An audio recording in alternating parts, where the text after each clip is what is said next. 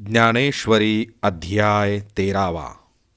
आत्मरूप गणेशु स्मरण सकल विद्यांचे अधिकरण तेची वंदू श्रीचरण श्री गुरुचे. सर्व विद्यांचे आश्रयस्थान जे आत्मरूप गणेशाचे स्मरण तेच श्री गुरुचे श्रीचरण होत, त्यास नमस्कार करू. जयाचेनी आठवे शब्दसृष्टी आंगवे सारस्वत आघवे जिव्हेसिये. ज्या श्री गुरुचरणांच्या स्मरणाने शब्दसृष्टी स्वाधीन होते व सकल विद्या जिव्हेवर येतात. वक्तृत्व गोडपणे अमृताते पारू म्हणे रस होती ओळगणे अक्षरांसी. वक्तृत्व आपल्या गोडपणाने अमृताला पलीकडे सरसे म्हणते व नवरस हे शब्दांची सेवा करतात. भावाचे अवतरण अवतरवती खूण हाताचडे संपूर्ण तत्वभेदे.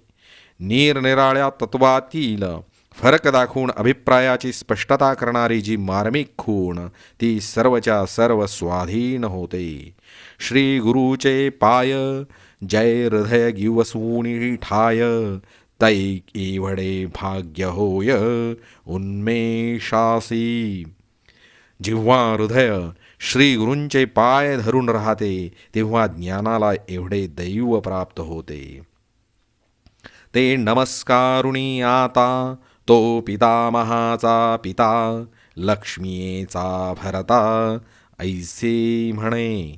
त्या श्री गुरूंच्या चरणांना आता नमस्कार करून तो ब्रह्मदेवाचा पिता व लक्ष्मीचा पती श्रीकृष्ण असे म्हणाला. श्री भगवानुवाच इदं शरीरं कौन्तेय क्षेत्रमित्यभिधीयते एतद्यो वेत्ति तं प्राहुः क्षेत्रज्ञ इति तद्विदः. अर्जुना ऐक, या देहाला क्षेत्र म्हणावे व या देहरूपी क्षेत्राला जो जाणतो त्याला येथे क्षेत्रज्ञ म्हणावे. क्षेत्रज्ञांचापि मां विद्धि सर्वक्षेत्रेषु भारत क्षेत्रक्षेत्रज्ञयोर्ज्ञानं यत्तज्ज्ञानं मतं मम. स्त्री सर्व क्षेत्रांना पालन करून असतो असा जो क्षेत्रज्ञ तो येथे मी आहे हे पक्के समज. तरी क्षेत्रज्ञो जो येथे तो मी जाण निरुते जो सर्व क्षेत्राते संगोपोणी असे. तरी सर्व क्षेत्रांना पालन करून असतो असा जो क्षेत्रज्ञ तो येथे मी आहे हे पक्के समज. क्षेत्र आणि क्षेत्रज्ञाते जाणणे जे निरुते ज्ञान ऐसे तयाते माणू आम्ही. क्षेत्राला आणि क्षेत्रज्ञाला जे यथार्थ जाणणे त्याला ज्ञान असे आम्ही समजतो. तर आता या शरीराचा आम्ही ज्या अभिप्रायाने क्षेत्र या नावाने उल्लेख केला तो सर्व अभिप्राय सांगतो. याला क्षेत्र असे का म्हणावे, हे कसे व कोठे उत्पन्न होते व कोणकोणत्या विकारामुळे याची वाढ होते, हे मोजके 3.5 हाताचेच आहे अथवा केवढे व कसले आहे, हे क्षेत्र माळजमीन आहे अथवा सुपीक जमीन आहे व कोणाच्या मालकीचे आहे, इत्यादी जे जे सर्व याचे धर्म आहेत ते पूर्णपणे सांगितले जातील तिकडे लक्ष दे. याच ठिकाणाकरिता वेदांची नेहमी बडबड सुरू आहे व याच क्षेत्राने तर्काला वाटाघाट करायला लावले. हीच वाटाघाट करताना 6 दर्शने हात टेकीस आली तथापि अजूनपर्यंत त्यांचे भेद मिटले नाहीत. शास्त्रांचे एकमेकाशी नाते याच एका योगाने मांडले जाते व याच्या एक निश्चया संबंधाने जगात वादविवाद चालू आहेत. एकाचा निर्णय दुसऱ्याच्या निर्णयाशी जुळवता येत नाही व एका प्रतिपादनाचा दुसऱ्या प्रतिपादनाशी मेळ घालता येत नाही. त्या युक्तीने बडबडीला उलट जोर आला. हे क्षेत्र कोणाचे आहे हे कळत नाही, परंतु याच्या संबंधाने ज्याने ज्याने निर्णय केला आहे त्यास आपल्या निर्णयासंबंधाने जो अभिलाष आहे असे बल कसे आहे पहा की तो बरोबर याचाच घरोघर याचाच काथ्याकूट करावयास लागतो.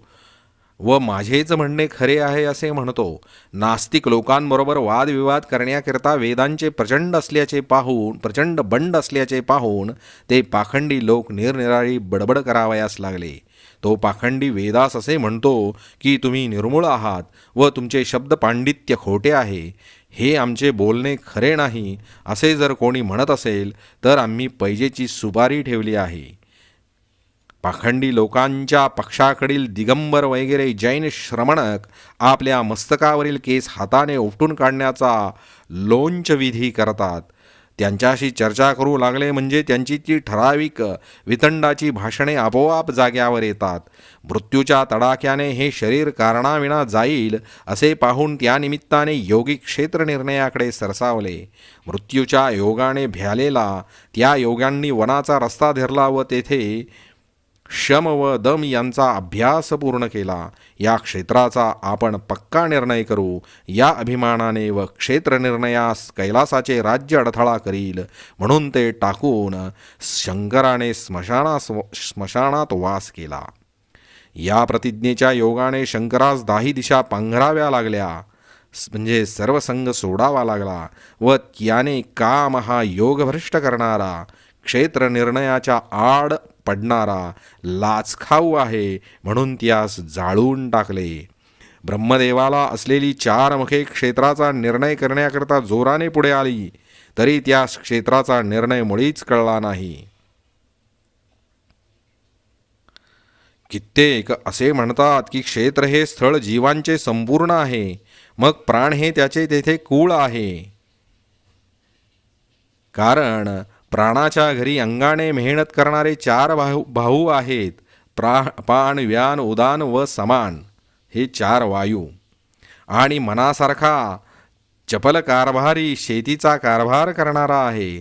तो प्राण रात्र अथवा दिवस म्हणत नाही आणि विषयरूपी शेतात चांगली मेहनत करतो. मग कर्तव्याची वाफ चुकवून आणि अन्यायाचे बीज पेरून कुकर्मरूपी सर्व आटोकाट मेहनत जरी त्याने करविली तरी जे बीज पेरतो त्याचे मेहनतीप्रमाणे अतिशय पापाचे पीक येते आणि मग जीव हा कोट्यावधी जन्म दुःखे भोगतो.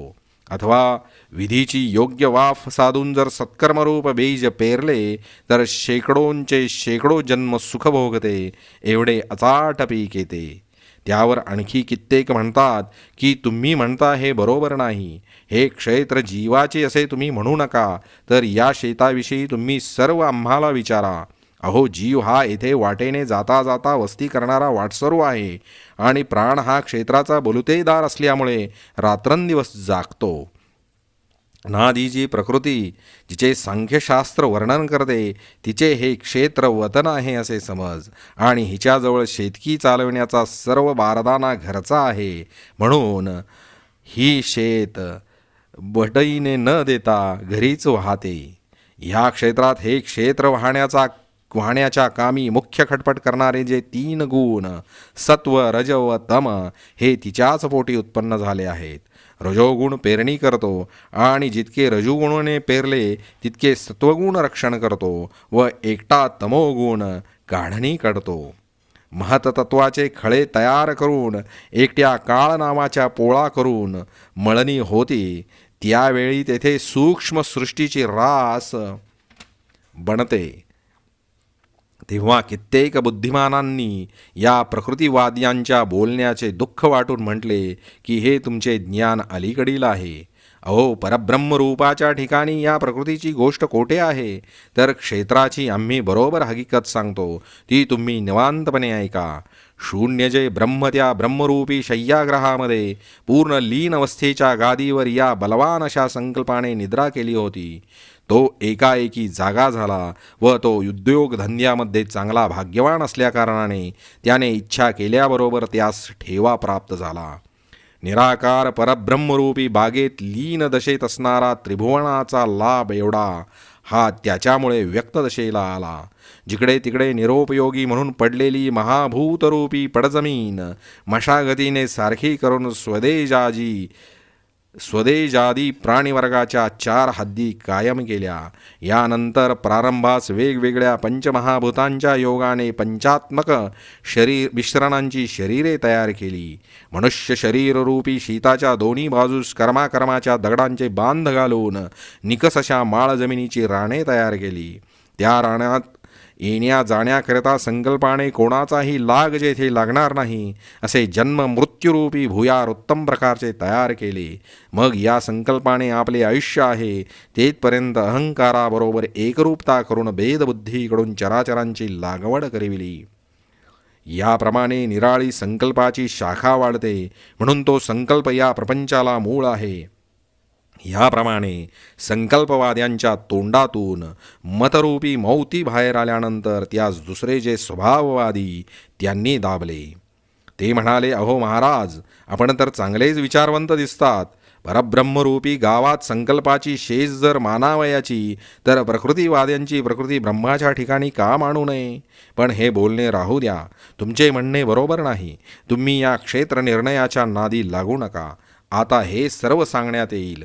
तर आकाशात मेघामध्ये पाणी कोणी भरले?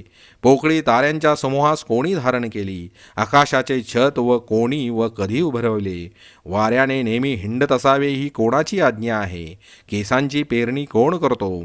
समुद्र कोण भरतो? पावसाच्या धारा कोण करतो? त्याप्रमाणे क्षेत्र हे स्वभावतःच झाले असून ते कोणाचेही वतन नाही. याची जो वाहतूक करेल त्यासच हे उपभोगास मिळते व इतरांना उपभोगावयास मिळत नाही, असे स्वभाववादी बोलले.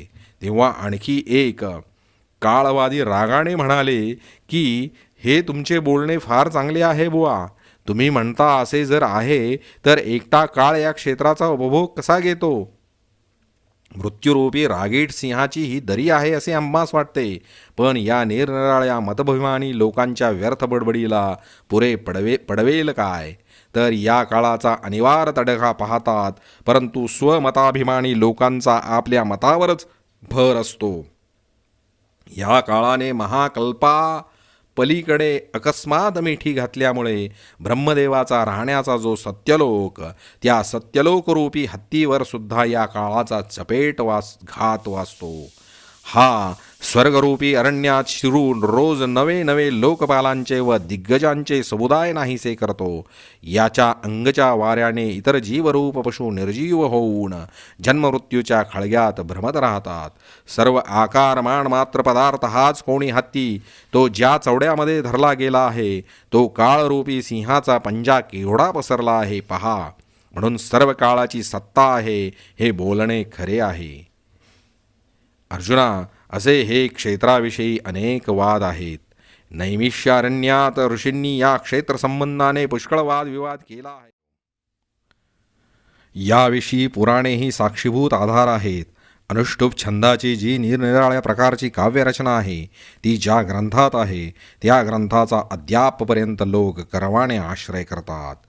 ऋग्वेदातील जे बृहत्साम नामक सूत्र आहे ते ज्ञानदृष्टीने पवित्र आहे. तथापि या सूत्रासही हे क्षेत्र समजले नाही. आणखी पुष्कळ युक्तियुक्त अशा मोठ्या ज्ञात्यांनी या क्षेत्र निर्णयाकरता आपापली बुद्धी खर्च केली. परंतु हे क्षेत्र असे आहे अथवा एवढे आहे अथवा हे अमक्याच्या मालकीचे नक्की आहे असे अजूनपर्यंत कोणासही कळले नाही. आता अर्जुना, यानंतर क्षेत्र जसे आहे तसे आरंभापासून शेवटपर्यंत तुला सांगतो. तर 5 महाभूतांचा समुदाय आणि 1 अहंकार, बुद्धी, अव्यक्त 10 इंद्रियांचा समुदाय, आणखी 1 मन, 10 विषयांचा समुदाय, दुःख, सुख, द्वेष, संघात, इच्छा आणि चेतना व धृती, हे सर्व मिळून 36 तत्वे. याप्रमाणे तुला सर्व क्षेत्र स्पष्ट सांगितले. आता महामूर्ती कोणती व विषय कोणते, इंद्रिये ती कशी, हे निरनिराळे एक एक सांगतो. तर पृथ्वी, जल, अग्नी, वायू, आकाश ही तुला सांगितली ती पंचमहाभूते समज. आणि जागृतावस्थेत स्वप्न जसे लीन असते, अथवा अमावस्येच्या दिवशी चंद्र जसा गुप्त असतो, अथवा लहान बालकांमध्ये तारुण्य जसे गुप्त असते, अथवा न उमललेल्या कळीत जसा सुवास गुप्त असतो, फार काय सांगावे. अर्जुना, लाकडामध्ये अग्नी जसा गुप्त असतो त्याप्रमाणे प्रकृतीच्या पोटात जो अहंकार गुप्त असतो, ज्याप्रमाणे शरीरातील धातूमध्ये गुप्त असलेला ज्वर प्रकट होण्याकरता कुपथ्याच्या निमित्ताची वाट पाहत असतो, मग कुपथ्य झाल्याबरोबर तो शरीराला जसा आतून बाहेरून व्यापून टाकतो, याप्रमाणे अर्जुना, पंचमहाभूतांची गाठ पडल्यावर ज्यावेळेस देहाचा आकार स्पष्ट होतो त्यावेळेस जो देहाला चोहीकडे नाचवतो तो अहंकार होय. अहंकाराची गोष्ट काही विलक्षण आहे. ती अशी की अहंकार हा अज्ञानी पुरुषाच्या मागे विशेष करून लागत नाही, परंतु ज्ञानवान पुरुषाचे नरडे धरतो आणि त्याला नाना प्रकारच्या संकटात गोते खावयास लावतो. आता बुद्धीजी म्हणतात ती पुढे सांगितलेल्या लक्षणांनी समजावी. ती सांगतो, अर्जुना ऐक, असे यादव श्रेष्ठ श्रीकृष्ण म्हणाले. तर कामाच्या जोरावर वृत्तीसह इंद्रिये ही विषयांचे समुदाय जिंकून घेतात. त्या सुखदुःखांच्या लुटीचा अंतःकरण जेव्हा जीवाला हिशेब द्यावयास लागते, तेव्हा सुख व दुःख ह्या दोहोंविषयी ही जी योग्य निवड निश्चित करते. हे सुख, हे दुःख, हे पुण्य, हे पाप अथवा हे अशुद्ध, हे शुद्ध, याप्रमाणे जी निवड करते, जिला निंद्य व उत्तम कळते, जी लहान अथवा थोर समजते व ज्या दृष्टीने जीव विषयांची परीक्षा करतो, जी तेजतत्वाचे उत्पत्तीस्थान आहे, जी सत्वगुणाची वाढती अवस्था आहे आणि जी आत्मा व जीव यांच्यामधील जागेत राहते, अर्जुना ती सर्व बुद्धी होय असे तू समज. आता अव्यक्ताचे चिन्ह ऐक. हे महामते अर्जुना, सांख्याच्या सिद्धांताप्रमाणे जी प्रकृती म्हणून सांगितली आहे तीच येथे सांप्रत अव्यक्त आहे. आणि सांख्य नामक योगाच्या मताप्रमाणे तुला प्रकृती ऐकवली तेव्हा परा व अपरा या दोन्ही प्रकारांनी येथे तुला प्रकृतीची फोड करून सांगितली. त्यापैकी दुसरी परा म्हणजे जीवदशा नामक प्रकृती आहे. अर्जुना, तिला अव्यक्त हे येथे दुसरे नाव आहे. जीवरूप प्रकृतीला येथे अव्यक्त का म्हणायचे याची स्पष्टता येथून करतात. तर रात्र उजाडल्यावर तारे जसे आकाशात लीन होतात, अथवा सूर्यास्त झाल्यावर प्राण्यांचे व्यवहार जसे थांबतात, अथवा अर्जुना देह गेल्यावर देहादी उपाधी केलेल्या कर्माच्या पोटात लीन होऊन असते, अथवा बीजाच्या आकारात ज्याप्रमाणे संपूर्ण झाड लीन असते किंवा वस्त्रपण तंतुरूपाने राहते, त्याप्रमाणे स्थूलधर्म टाकून पंचमहाभूते व पंचमहाभूतापासून आलेले प्राण्यांचे समुदाय हे सूक्ष्म होऊन जेथे लीन होऊन जातात, अर्जुना ते म्हणजे अव्यक्त असे समज. आता इंद्रियांचे सर्व प्रकार ऐक. तर कान, डोळे, त्वचा, नाक, जिव्हा ही 5 ज्ञानेंद्रिये आहेत असे समज. या 36 तत्वांच्या मेळ्यात बुद्धी ही या 5 इंद्रियांच्या द्वाराने सुखदुःखांची वाटाघाट करते. नंतर जीभ, हात, पाय, उपस्थ व गुद हे आणखी 5 इंद्रियांचे प्रकार आहेत. कर्मेंद्रिये ज्यास म्हणतात ती ही समज असे मोक्षाचे स्वामी म्हणतात.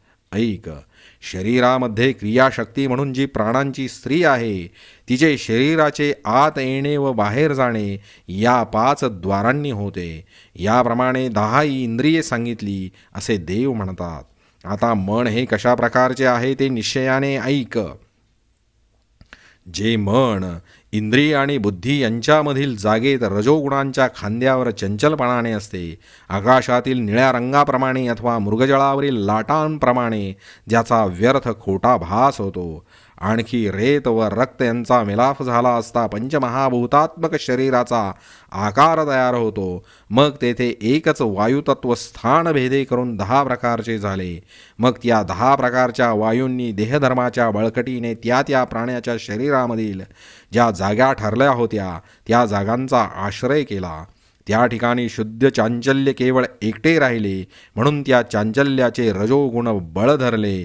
ते बुद्धीच्या बाहेर अहंकाराच्या उरावर अशा बुद्धी व अहंकार यांच्यामधील जागेत बळकट होऊन बसले.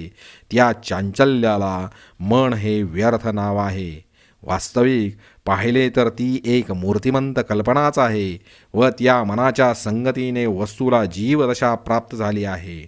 जे प्रवृत्तीला मूळ आहे व कामाला ज्याचे बळ आहे आणि जे अहंकाराला अखंड चेतविते, जे इच्छेला वाढविते, आशेला चढविते आणि जे अर्जुना भयाचे संरक्षण करते, द्वैत जेथे उत्पन्न होते, ज्या योगाने अविद्या बलवान झाली व जे इंद्रियांना विषयात ढकलते, जे आपल्या संकल्पाने सृष्टी बनवते व लागलीच विकल्पाने मोडते आणि मनोरथांच्या उतरंडी रस्ते उतरते, जे भ्रांतीचे कोठार आहे, जे वायुतत्वाचा आतला गाभा आहे व ज्याने बुद्धीचे द्वार झाकले आहे, अर्जुना ते मन होय, यात काही अन्यथा नाही. आता विषयांची वेगवेगळी नावे ऐक. तर शब्द, स्पर्श, रूप, रसगंध हे 5 ज्ञानेंद्रियांचे 5 प्रकारचे विषय आहेत. या 5 द्वारांनीच ज्ञान बाहेर धावते. ते कसे? तर जसे हिरवेगार गवत उगवलेल्या कुरणामध्ये जनावरे भांबावतात, मग तोंडाने स्वर आणि अक्षरे व विसर्ग यांचा उच्चार करणे, अथवा हाताने घेण्याची व टाकण्याची क्रिया करणे, पायाने चालणे, उपस्थाने मूत्राचा त्याग करणे व गुदाने मलाचा त्याग करणे, हे 5 कर्मेंद्रियांचे खरे 5 विषय आहेत व त्यांचा पहाड बांधून त्यावर क्रियेचा व्यवहार चालू राहतो. याप्रमाणे हे 10 विषय या देहामध्ये आहेत व आता इच्छा काय तेही सांगण्यात येईल. तर मागील बोललेल्या गोष्टीची आठवणीने अथवा दुसऱ्यांच्या मुखातून ऐकलेल्या शब्दांनी कान झाकावेसे वाटतात, अथवा शब्द कानावर येऊन पडतात जी वृत्ती जागी होते. इंद्रिय व विषय यांची भेद होता क्षणीच कामाचा हात धरून जी वृत्ती वेगाने उठते, जी वृत्ती उठली असता मन एकसारखे धावावयास लागते व जेथे प्रवेश करू नये तेथे इंद्रिये तोंडे खुपसतात. ज्या वृत्तीच्या प्रेमामुळे बुद्धी वेडी होते व ज्या वृत्तीला विषयांची गोडी असते, अरे अर्जुना, ती इच्छा असे तू समज. आणि इच्छा केल्याप्रमाणे इंद्रियांना इच्छित विषय प्राप्त न होणे अशी स्थिती घडून आली असता तेथे उत्पन्न होणारी जी वृत्ती तिला द्वेष असे म्हणतात. आता यानंतर सुख या प्रकारचे आहे. ते असे समज की ज्या एकाच्या योगाने जीव आपले सर्व विसरून जातो, जे मनाला, वाचेला आणि कायेला आपली शपथ घालते आणि जे देहस्मृतीचे बळ मोडीत येते, जे उत्पन्न झाले असता प्राण पांगळा शांत होतो व सात्विक वृत्ती पूर्वीपेक्षा दुपटीने वर जाते. अर्जुना, जे सर्व इंद्रिय वृत्तींना हृदयरूपी एकांत स्थळात आणून व त्यास तेथे थोपटून गाढ निद्रा आणते. फार काय सांगावे, जीवाला आत्म्याचा ज्यावेळी प्राप्त होतो लाभ, तेथे जी स्थिती असते त्या स्थितीला सुख हे नाव आहे. आणि अर्जुना, अशी स्थिती प्राप्त न होता जे जगणे ते सर्वथा दुःख आहे असे समज. ते सुख मनोरथांच्या संगतीने प्राप्त होत नाही. एरवी मनोरथ करण्याचे सोडून दिले की ते स्वतः सिद्धच आहे. हे 2च उपाय, मनाची स्थिरता व मनाची चंचलता, सुखदुःखाला कारणीभूत आहेत. अर्जुना, आता असंग साक्षीभूत अशा चैतन्याची देहामध्ये जी सत्ता आहे तिला येथे चेतना हे नाव आहे. जी नखापासून तो केसांपर्यंत शरीरामध्ये नेहमी खडखडीत जागीत असते आणि जी तिन्ही अवस्थामध्ये बदलत नाही, मन, बुद्धी वगैरे जिच्या योगाने प्रसन्न असतात व जी नेहमी शरीररूपी वनाचा वसंत ऋती आहे, जी जड व चेतन पदार्थात सारखी वागते, ती अर्जुना चेतना होय. हे मी तुला खोटे सांगत नाही. आपला लवाजमा वगैरे किती आहे राजास ठाऊक नसतानाही त्याची आज्ञात जशी परचक्राचे निवारण करते, अथवा पूर्ण चंद्राच्या उदयाने समुद्रास भरती येते, अथवा लोहचुंबकाची जवळीक लोखंडास हालचाल करावयास लावते, अथवा सूर्याची संगती जशी लोकास व्यापार करावयास लावते. अरे अर्जुना, कासवी ज्याप्रमाणे आपल्या पिलांचे पोषण मुख लावल्याशिवाय नुसत्या पाहण्याने करते, अर्जुना, त्याप्रमाणे या शरीरात आत्मसंगती ही जडाला चेतनदशेला आणते. याप्रमाणे अर्जुना, जडाला चेतनदशा आणल्या कारणाने त्या आत्मसत्तेला चेतना असे म्हटले जाते. आता धैर्याच्या विचाराचा प्रकार ऐक. तर पंचमहाभूतामध्ये एकमेकांशी त्यांच्या त्यांच्या जातीच्या स्वभावाने उघड वैर आहे. पण पाणी पृथ्वीचा नाश करत नाही काय? पाण्याला तेज आटवून टाकते. तेजाचे आणि वायूचे वैर आहे आणि आकाश तर स्वभावता वायूला नाहीसे करते. त्याप्रमाणे कोणत्याही वेळी आपण कशानेही न मळता जे सर्व वस्तूंमध्ये शिरून पुन्हा सर्वाहून स्वरूपतः अलग असते ते हे आकाश होय. आणि पाचही महाभूते एकमेकांना सहन करीत नाहीत असे त्याचे स्वभावता वैर असूनही ती पंचमहाभूते एक होऊन देहाच्या रूपाने प्रगट होतात. म्हणजे वैराविषयी वादविवाद सोडून एकाऊपणे राहतात. इतकेच नव्हे तर अर्जुना आपल्या गुणाने एक दुसऱ्याला पोषित असतो. याप्रमाणे ज्याचे स्वभावता एकमेकांशी पटत नाही त्यांची एकमेकांशी मैत्री असणे हे ज्या धैर्याच्या योगाने चालते त्याचे नाव धृती असे मी म्हणतो. आणि अर्जुना, वर सांगितलेल्या या 35 तत्वांचा जीवभावांनी असणारा समुदाय, हा समुदाय तेथे 36वे संघात नावाचे तत्व जाणावे. याप्रमाणे 36ही प्रकार तुला स्पष्ट सांगितले. या एवढ्यांना क्षेत्र म्हणतात हे प्रसिद्ध आहे. चाक, जू वगैरे रथांच्या भागांच्या समुदायास अर्जुना ज्याप्रमाणे रथ म्हणावे किंवा शरीराच्या वरच्या व खालच्या अवयवास मिळून एकत्र मिळून जे देह हे नाव येते, हत्ती घोडे वगैरेंच्या समुदायात जसे सैन्य हे नाव उत्पन्न होते किंवा अक्षरांच्या समुदायांना वाक्ये म्हणतात अथवा ढगांच्या समुदायास आभाळ या नावाने बोलले जाते अथवा सर्व लोकास मिळून जग हे नाव येते अथवा तेल, वात आणि अग्नी यांचा एके ठिकाणी संयोग करून ठेवणे तोच लोकात दिवा म्हणून प्रसिद्ध होतो. त्याप्रमाणे ही 36 तत्वे ज्या एकत्वाने जमा होतात त्या समुदाय परत्वाने त्यास क्षेत्र असे म्हटले जाते. लागवडीस आणलेल्या या शरीराच्या योगाने येथे पाप पुण्यरूप पीक पिकते म्हणून आम्ही कौतुकाने या देहाला क्षेत्र असे म्हणतो. कित्येकांच्या मताने याला देह असे म्हणतात. पण आता हे राहू दे की या क्षेत्राला अनंत नावे आहेत. परंतु परब्रह्माच्या अलीकडे व स्थावराखेरपर्यंत धरून या दोहोंच्या दरम्यान जे जे काही उत्पन्न होते व नाहीसे होते ते सर्व क्षेत्रच होय. परंतु गुण व कर्म यांच्या संगतीत सापडले असता देव, मनुष्य, सर्प वगैरे जातींच्या वेगवेगळेपणांनी या क्षेत्राची रचना होते. अर्जुना, हाच गुणांचा विचार तुला पुढे सांगण्यात येईल. सांप्रत आता ज्ञानाचे स्वरूप सांगतो. क्षेत्र तर आम्ही तुला विकारासह विचारपूर्वक सांगितले, म्हणून आता उदार ज्ञान ऐक. ज्या ज्ञानाकरता योगी हे स्वर्गाचा आडमार्ग उल्लंघून आकाश गिळतात, सिद्धीची इच्छा करीत नाहीत आणि ऐश्वर्याची पर्वा करीत नाहीत आणि योगासारखी कष्टसाध्य गोष्ट तुच्छ मानतात, तपरूपी डोंगरी किल्ले ओलांडून पलीकडे जातात आणि कोट्यावधी यज्ञांच्या अनुष्ठानातून पार पडतात आणि कर्मरूपी वेलाची उलतापालत करून त्याचा त्याग करतात अथवा कित्येक उघड्या अंगाने भजन मार्गाने धावतात व कित्येक सुषुम्नेच्या भुयारात शिरतात. याप्रमाणे मुनीश्वरास ज्या ज्ञानाच्या ठिकाणी इच्छा असते व ते मुनीश्वर ज्या ज्ञानाकरता वेदरूपी झाडाचे पान हिंडतात, अर्जुना, गुरुसेवेने ते ज्ञान मिळेल या बुद्धीने त्या सेवेवरून आपला जन्म ओवाळून टाकतात. ज्या ज्ञानाचा प्रवेश अविद्या नाहीशी करतो आणि जीव व ब्रह्म यांचे ऐक्य करून देतो, जे ज्ञान इंद्रियांचे द्वारे बंद करते, बहिर्मुख वृत्तीचे पाय मोडते आणि जे मनाचे दारिद्र्यच नाहीसे करते, द्वैतरूपी दुष्काळ नाहीसा होतो व सर्वत्र समबुद्धीच्या बोधरूपी सुबित्तेचे दिवस येतात. ज्या ज्ञानाची प्राप्ती अशी स्थिती प्राप्त करून देते, जे ज्ञान उन्मत्तपणाचा ठाव ठिकाणा नाहीसे करते व जे जबरदस्त भ्रांतीस नाहीसे करते आणि व जे आपले आणि जे दुसऱ्याचे ही गोष्ट शिल्लक राहू देत नाही.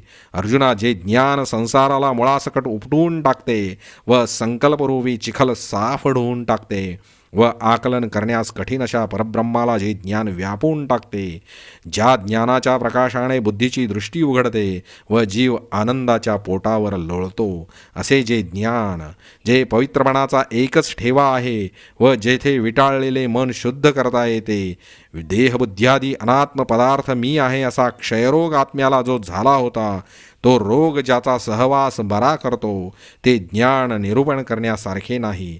तथापि त्याचे निरूपण केले जाईल व ते ज्ञानाचे निरूपण ऐकल्यावर बुद्धीला जाणता येईल, पण डोळ्यांनी पाहता येईल असे नाही. मग तेच ज्ञान जेव्हा या शरीरात आपली शक्ती प्रकट करते, जेव्हा ते इंद्रियांच्या क्रियेवरून डोळ्यांनाही दिसते, वसंताचा प्रवेश झाडाच्या टवटवीत प्राणावरून जाणता येतो, त्याप्रमाणे ज्ञानवान पुरुषाची इंद्रिये त्या पुरुषात ज्ञानाचे अस्तित्व दाखवतात.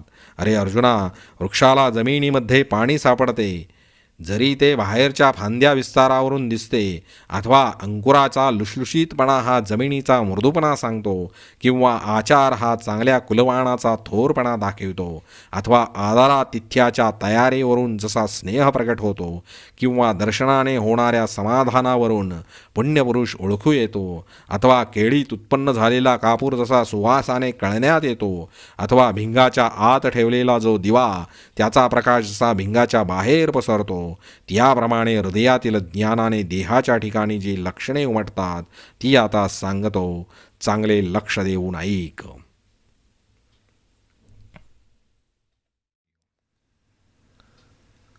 अमानित्वम अदंभित्वम अहिंसा क्षांतिरार्जवम आचार्योपासनं शौचं स्थैर्यम् आत्मविनिग्रहः.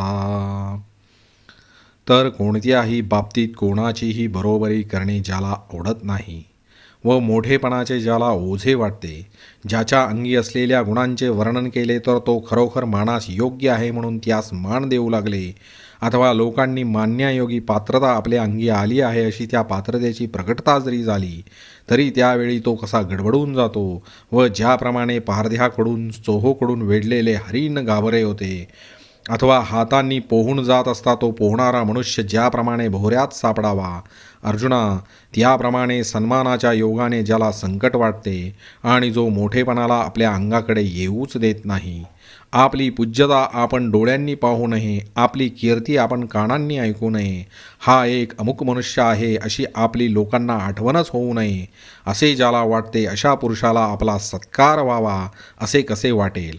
असा मनुष्य आपला आदर व्हावा अशी कशी इच्छा करील? त्याला जर कोणी नमस्कार केला तर त्याला ते मरणासारखे वाटते. बृहस्पतीच्या तोडीची सर्वज्ञता तर त्याला प्राप्त झालेली असते, परंतु महत्त्वाच्या भीतीने तो वेडात लपतो. आपल्या ठिकाणी असलेले शहाणपण तो लपवून ठेवतो, आपल्यात असलेले मोठेपणाचा बेपत्ता करून टाकतो व मोठ्या आवडीने लोकात वेडेपण दाखवतो.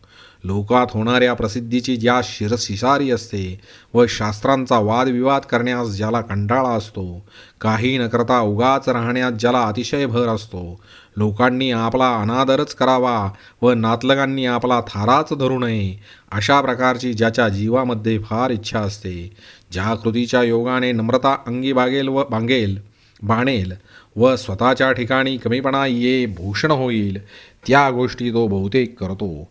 ज्याच्या योगाने हा जिवंत आहे की नाही अशी लोक आपल्याविषयी शंका धरतील, अशा प्रकारचा आपला आयुष्यक्रम असावा अशी त्यास आशा असते.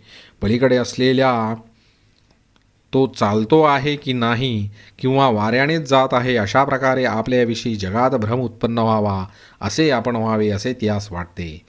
मी एक अमका आहे अशी माझ्या अस्तित्वाची कोणास आठवणच होऊ नये, माझ्या नाव अथवा माझे रूप कोणाच्या डोळ्यासमोर येऊ नये. कदाचित मला पाहून प्राणीमात्र भीतील तर तसे होऊ नये. याप्रमाणे ज्यांचे नवस असतात व सदोदित एकांतामध्ये जात असतो व ज्याला एकांत जीवा इतका आवडतो, वायूचे व त्याचे पट्टे, आकाशाशी बोलणे त्याला आवडते व ज्याला झाडे ही जीवाप्रमाणे आवडतात.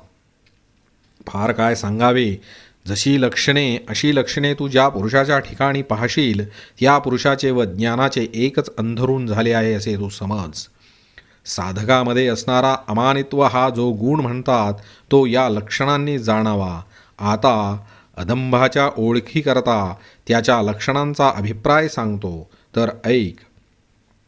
अदंभित्व असे आहे, ज्याप्रमाणे लोभ्यांचे मन असते की जीव गेला तरी तो आपली धन ठेवलेली जागा सांगत नाही. अर्जुना, त्याप्रमाणे त्याच्या प्राणावर जरी संकट आले तथापि आपण केलेले पुण्यकर्म हे देहचेष्टेने अथवा वाचेने उघड करीत नाही. घोड्याळ गायीला आलेला पाहणा, जशी ती गाय चोरते, अथवा उतारवयाला आलेली वेश्या उतारवयासारखी राहते काय? श्रीमंत मनुष्य एकटा अरण्यात सापडला असता तो आपली श्रीमंती लपवितो, अथवा कुलीन स्त्री जसे आपले अवयव झाकते, अथवा शेतकरी पेरलेले बी झाकतो, त्याप्रमाणे तो आपल्या हातून झालेले दान व पुण्य झाकतो. देहाची वरवर पूजा करीत नाही व मनात लोकांच्या मनाजोगते बोलून त्यांचे मनोरंजन करीत नाही व आपण केलेला धर्म आपल्या वाचारूपी ध्वजावर बांधण्याचे त्यास माहीत नसते.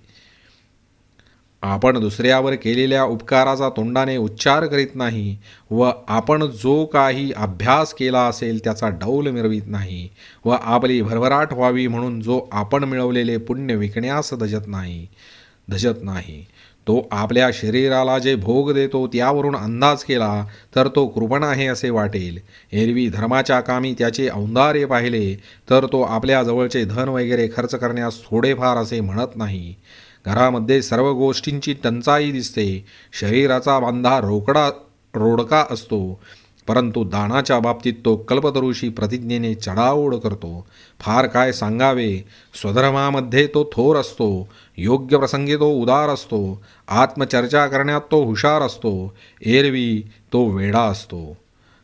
केळीचे अंग हलके व पोकळ असे वाटते, पण त्या केळीला फळे आल्यावर ते केळीचे अंग रसाने दाट भरलेले असे वाटते.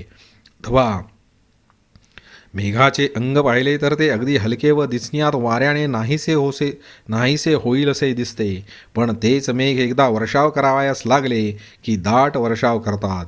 त्याप्रमाणे पूर्णतेच्या दृष्टीने तो पुरुष पाहिला तर इच्छा तृप्त होतात, एरवी पाहिले तर कर्मापणाता तोच जागा आहे. हे वर्णन पुरे. यावर सांगितलेल्या गुणांचा उत्कर्ष ज्याच्या ठिकाणी असेल त्याच्या हाताला ज्ञान आले आहे असे समज. अर्जुना, अधम्मपण म्हटले ते हे असे समज. आता अहिंसेचे लक्षण ऐक. आपापल्या निरनिराळ्या मतांचे निरूपण करताना पुष्कळ प्रकारांनी अनेक लोकांनी अहिंसा सांगितली आहे. ऐक. परंतु त्यांनी सांगितलेली अहिंसा ही जशा वृक्षाच्या फांद्या तोडून मग त्या शाखांनी त्या वृक्षाच्या बुडाशी कुंपण तयार करावे अशी आहे, किंवा हात तोडून तो विकावा व जे पैसे येतील त्यांनी भुकेची पीडा शांत करावी, अथवा देऊळ मोडून देवाच्या रक्षणाकरता देवळाच्या सामानाने आवाराची भिंत बांधावी. त्याप्रमाणे हिंसाच करून अहिंसा उत्पन्न करावी असा हा निर्णय पूर्वमीमांसेने कर्मकांडाने केला आहे. पाऊस न पडल्यामुळे अतिशय पीडा होऊन सर्व प्राणी जर्जर झाले म्हणजे त्यावर उपाय म्हणून पाऊस पाडणारे नाना याग वगैरे अनेक यज्ञ करावेत. तर प्राण्यांच्या बचावाकरता करावयाच्या या यज्ञामध्ये आरंभीच जनावरांचे प्रत्यक्षपणे प्राण घेतले जातात. अशा स्थितीत अहिंसेचे पलीकडचे तीर कसे दिसणार? नुसती हिंसा पेरली असता तेथे अहिंसा कशी उगवेल? परंतु या याज्ञिकांचे धाडस आश्चर्यकारक आहे आणि सर्व आयुर्वेदही अर्जुना याच धोरणाचा आहे. कारण की एका जीवाचे रक्षण करण्याकरता दुसऱ्या जीवाचा घात करावा असे तो प्रतिपादन करतो. नाना प्रकारच्या रोगांनी पोळलेले व त्या दुःखाने लोळत पडलेले प्राणी पाहिले. मग आयुर्वेदाने ती हिंसा निवारण करण्याकरता औषधाची योजना केली. तो औषध योजनेत पहिल्या प्रथम कित्येक झाडांचे कंद खणविले व कित्येकांना मुळासकट व पानांसकट उपटविले. काही झाडाच्या मधल्या भागाचा औषधात उपयोग केला, काही झाडांची साल काढवली, काही फळ देण्याच्या बेतात आलेल्या वनस्पती त्यावर क्षारांचे वगैरे कसले तरी थर देऊन उकडविल्या. ज्यांनी कोणाचे किंवाच वागडे केले नाही अशा अजातशत्रू झाडांना त्यांच्या सर्वांगावर भेगा पाडून याप्रमाणे अर्जुना त्या वृक्षांचे जीव घेऊन त्यांना कोरडे केले आणि हालचाल करणाऱ्या प्राण्यासही हात घालून त्यांचे पित्त काढून मग त्या रोगांनी पीडित अशा दुसऱ्या जीवांचे रक्षण केले. अहो, राहती घरे मोडून त्या घराच्या सामानाने देवळे व देव्हारे केले व व्यवहारात लोकास फसून लुटून जे द्रव्य मिळवले त्या द्रव्याच्या योगाने अन्नसत्र घातले.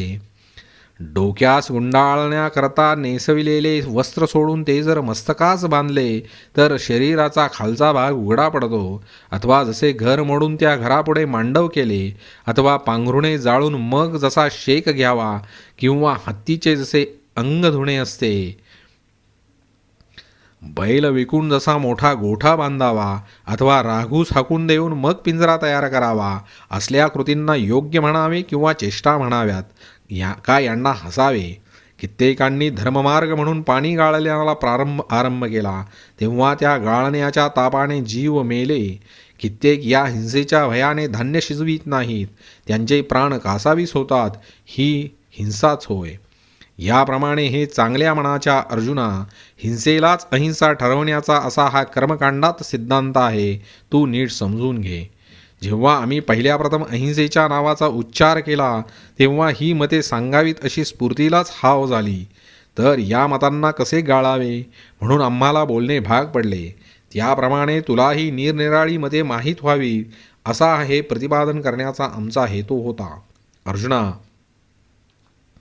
बहुत करून या अहिंसेसंबंधी काही बोलावयास लागले की त्या प्रतिपादनात हाच विषय आढळतो. नाहीतर हाती घेतलेल्या विषयाच्या प्रतिपादनाचा धोपट मार्ग सोडून मतमतांतरे सांगण्याच्या आडवाटेला कशास जावे लागले असते. आणि अर्जुना, आपल्या स्वतःच्या मताचा निश्चयाकरता जी दुसरे मते विचारात घेणे जरूर असेल, त्याचाही निर्णय केलाच पाहिजे. याप्रमाणे ही निरूपण करण्याची पद्धती आहे असे समज. आता अर्जुना, यानंतर मुख्य जे ते आमचे मत सांगण्यात येईल. अहिंसेची नीट कल्पना येईल असे लक्षण करण्यात येईल. ही अहिंसा चित्तात प्रगट झाली असता त्या चित्तात ज्ञान आहे असे दिसेल. पण ज्याप्रमाणे कसोटी सोन्याचा कस ठरविते, त्याप्रमाणे अहिंसेने वास्तव्य केलेल्या शरीराच्या आचरणाच्या रीतीवरून त्या शरीरात अहिंसा राहत आहे असे जाणले जाते. त्याप्रमाणे मनात ज्ञान उत्पन्न झाल्यामुळे अहिंसेचे चित्र उमटते. ते चित्र असे असते. अर्जुना, ऐक. तर लाटांचे उल्लंघन न करता किंवा पायाने त्यांना न मोडता व पायाचा आवाज न मोडू देता, पाण्याचा आवाज न मोडू देता, वेगाने व फार जपून आमिषावर दृष्टी ठेवून बगळा जसा पाण्यात पाय घालतो, अथवा भ्रमर जसे कमळातील कमळावर बारीक तंतू चुरगळतील या शंकेने नाजूक रीतीने पाय ठेवतात, त्याप्रमाणे परमाणूमध्ये लहान जीव आहे तसे जाणून दयेमध्ये आपली पावले लपवून चालतो. तो ज्या रस्त्याने चालतो तो रस्ताच कृपेने भरतो व ज्या बाजूकडे त्याची नजर जाते ती दिशाच तो प्रेमाने भरलेली करतो व प्राण्यांच्या खाली आपला स्वतःचा प्राण अंथरतो. अर्जुना, अशा रीतीने जपून त्याचे चालणे असते. त्या चालण्याचे वर्णन वाचेने करता येत नाही आणि ते चालणे अमक्यासारखे आहे म्हणून प्रमाण दिले तर ते पुरे पडत नाही. तेव्हा मांजरी मायेने आपल्या तोंडात धरते, त्यावेळी त्या पिल्लास जशी तिच्या दातांची टोके लागतात, मांजरीने दातांनी पिल्लू जरी बळकट धरलेले असते तरी तियास दात लागत नाहीत. अथवा प्रेमळ आई जशी आपल्या तान्ह्या मुलाची वाट पाहते, त्या दृष्टीमध्ये जो नाजूकपणा असतो, अथवा वारा घेण्याकरता कमळाचे फूल हळूहळू हलविले असता त्यापासून निघालेला वारा तो ज्याप्रमाणे डोळ्यांच्या बुबुळास मोठा सुखकर वाटतो, तितक्या मऊपणाने भूमीवर पाय ठेवत जो जातो, ते त्याचे पाय जेथे लागतील तेथे लोकांना सुख होते. अर्जुना, अशा हळुवारपणे चालत असताना कृमिकीटक पाहिले तर तो हळूच माघारी फिरतो.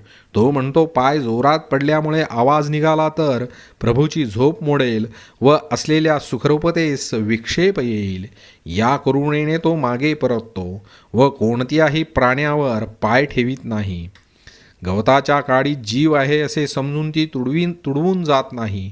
मग समोर प्राणी पाहिल्यावर त्याला न जुमानता तो त्याला तुडवत जाईल, ही गोष्टच कोठली. मुंगीला ज्याप्रमाणे मेरू पर्वताचे उल्लंघन करता येत नाही, चिलटाला ज्याप्रमाणे समुद्र तरून जाता येत नाही, त्याप्रमाणे कोणताही प्राणी भेटला असता त्याच्याने त्याचे उल्लंघन करवत नाही.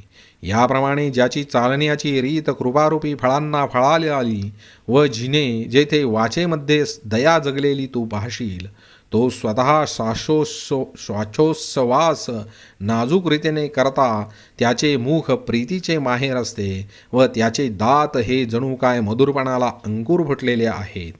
पुढे प्रेम पाझरते व मागून अक्षरे चालतात आणि कृपा आधी प्रकट होते व शब्द मागून प्रकट होतात.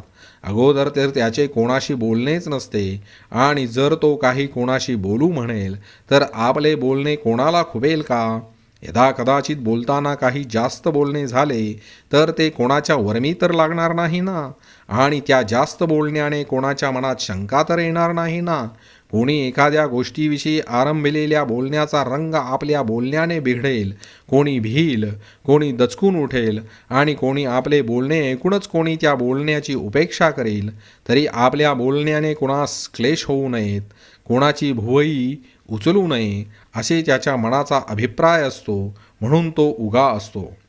मग आपण बोलावे अशी कोणी कदाचित प्रार्थना केल्यावर तो प्रेमाने बोलावयास लागला, तर त्याचे बोलणे जे ऐकतात त्यांना तो आपला आईबापच आहे की काय असे वाटते. त्याचे बोलणे म्हणजे जणू काय नाद ब्रह्मच आकार धरून आले, किंवा गंगेचे पाणी उसळले, अथवा पतिव्रतेला जसे काही म्हातारपण आले आहे त्याप्रमाणे खरे आणि कोणास न खुपणारे, मोजके परंतु सरळ त्याचे बोलणे म्हणजे जशा काही अमृताच्या लाटाच. उपरोधिक बोलणे, तंट्यास उत्तेजन देणे, प्राण्यात पाप उत्पन्न करण्यास वाहवणे, टर उडवणे, टाकून बोलणे, वर्मास झोंबणारे शब्द बोलणे, हट्ट, आवेश, कपट, आशा लावणे, संशयात पाडणे, फसवेगिरी, हे जे बोलण्यातील दोष आहेत त्या सर्वांचा ज्या वाचेने पूर्णपणे त्याग केलेला असतो. आणि अर्जुना, त्याचप्रमाणे ज्याच्या दृष्टीची स्थिती आहे, ज्याच्या भुया मोकळ्या टाकलेल्या आहेत, प्राणीमात्रांमध्ये वस्तू आहे, तिला कदाचित आपली दृष्टी बोचण्याचा संभव आहे, म्हणून बहुत करून तो कोणाकडे पाहत नाही. असाही कोणा एका वेळेला आतल्या कृपेच्या जोराने डोळे उघडून त्याने कोणाकडे दृष्टी घातली, तर चंद्रबिंबातून निघणाऱ्या अमृताच्या धारा जरी निघताना डोळ्यांना दिसत नाहीत, परंतु त्या धारांच्या योगाने चकोर पक्षी पुष्ट होतात, त्याप्रमाणे त्याने जर कोण्या प्राण्याकडे पाहिले तर तसे होते. त्या पाहण्याचा प्रकार कासवी सुद्धा जाणत नाही. फार काय सांगावे, याप्रमाणे ज्याची दृष्टी पाण्याकडे असते व ज्याचे हात ते आहेत तेही तसेच आहेत असे तुझ्या दृष्टीस पडेल. सिद्धपुरुषांचे मनोरथ ज्याप्रमाणे कृतार्थ होऊन जातात, त्याप्रमाणे ज्याचे हात चेष्टारहित असतात, अगोदरच आंधळा आणखी त्याने पाहण्याचे टाकले, अथवा आधीच काष्टरहित अग्नी आणि पुन्हा तो विझलेला, किंवा मूळचाच मुका व त्यात आणखी मौनव्रत घेतलेले. अर्जुना, याप्रमाणे ज्या हातांना काही करावयाचेच असे राहिलेले नाही, कारण काहीच कर्तव्य न उरलेल्या सिद्धपुरुषांच्या ठिकाणी ते राहावयास येतात. वाऱ्याला झटका बसेल व आकाशाला नख लागेल अशा बुद्धीने हालू देत नाहीत, हात हालू देत नाहीत. बसलेल्या माशा उडवाव्यात, अथवा डोळ्यात जाणारी चिलटे वगैरे झाडून टाकावी, अथवा पशुपक्ष्यांना आपल्या पाहण्याने भीती वाटेल असा अभिर्भाव आणावा, या गोष्टी कोठल्या?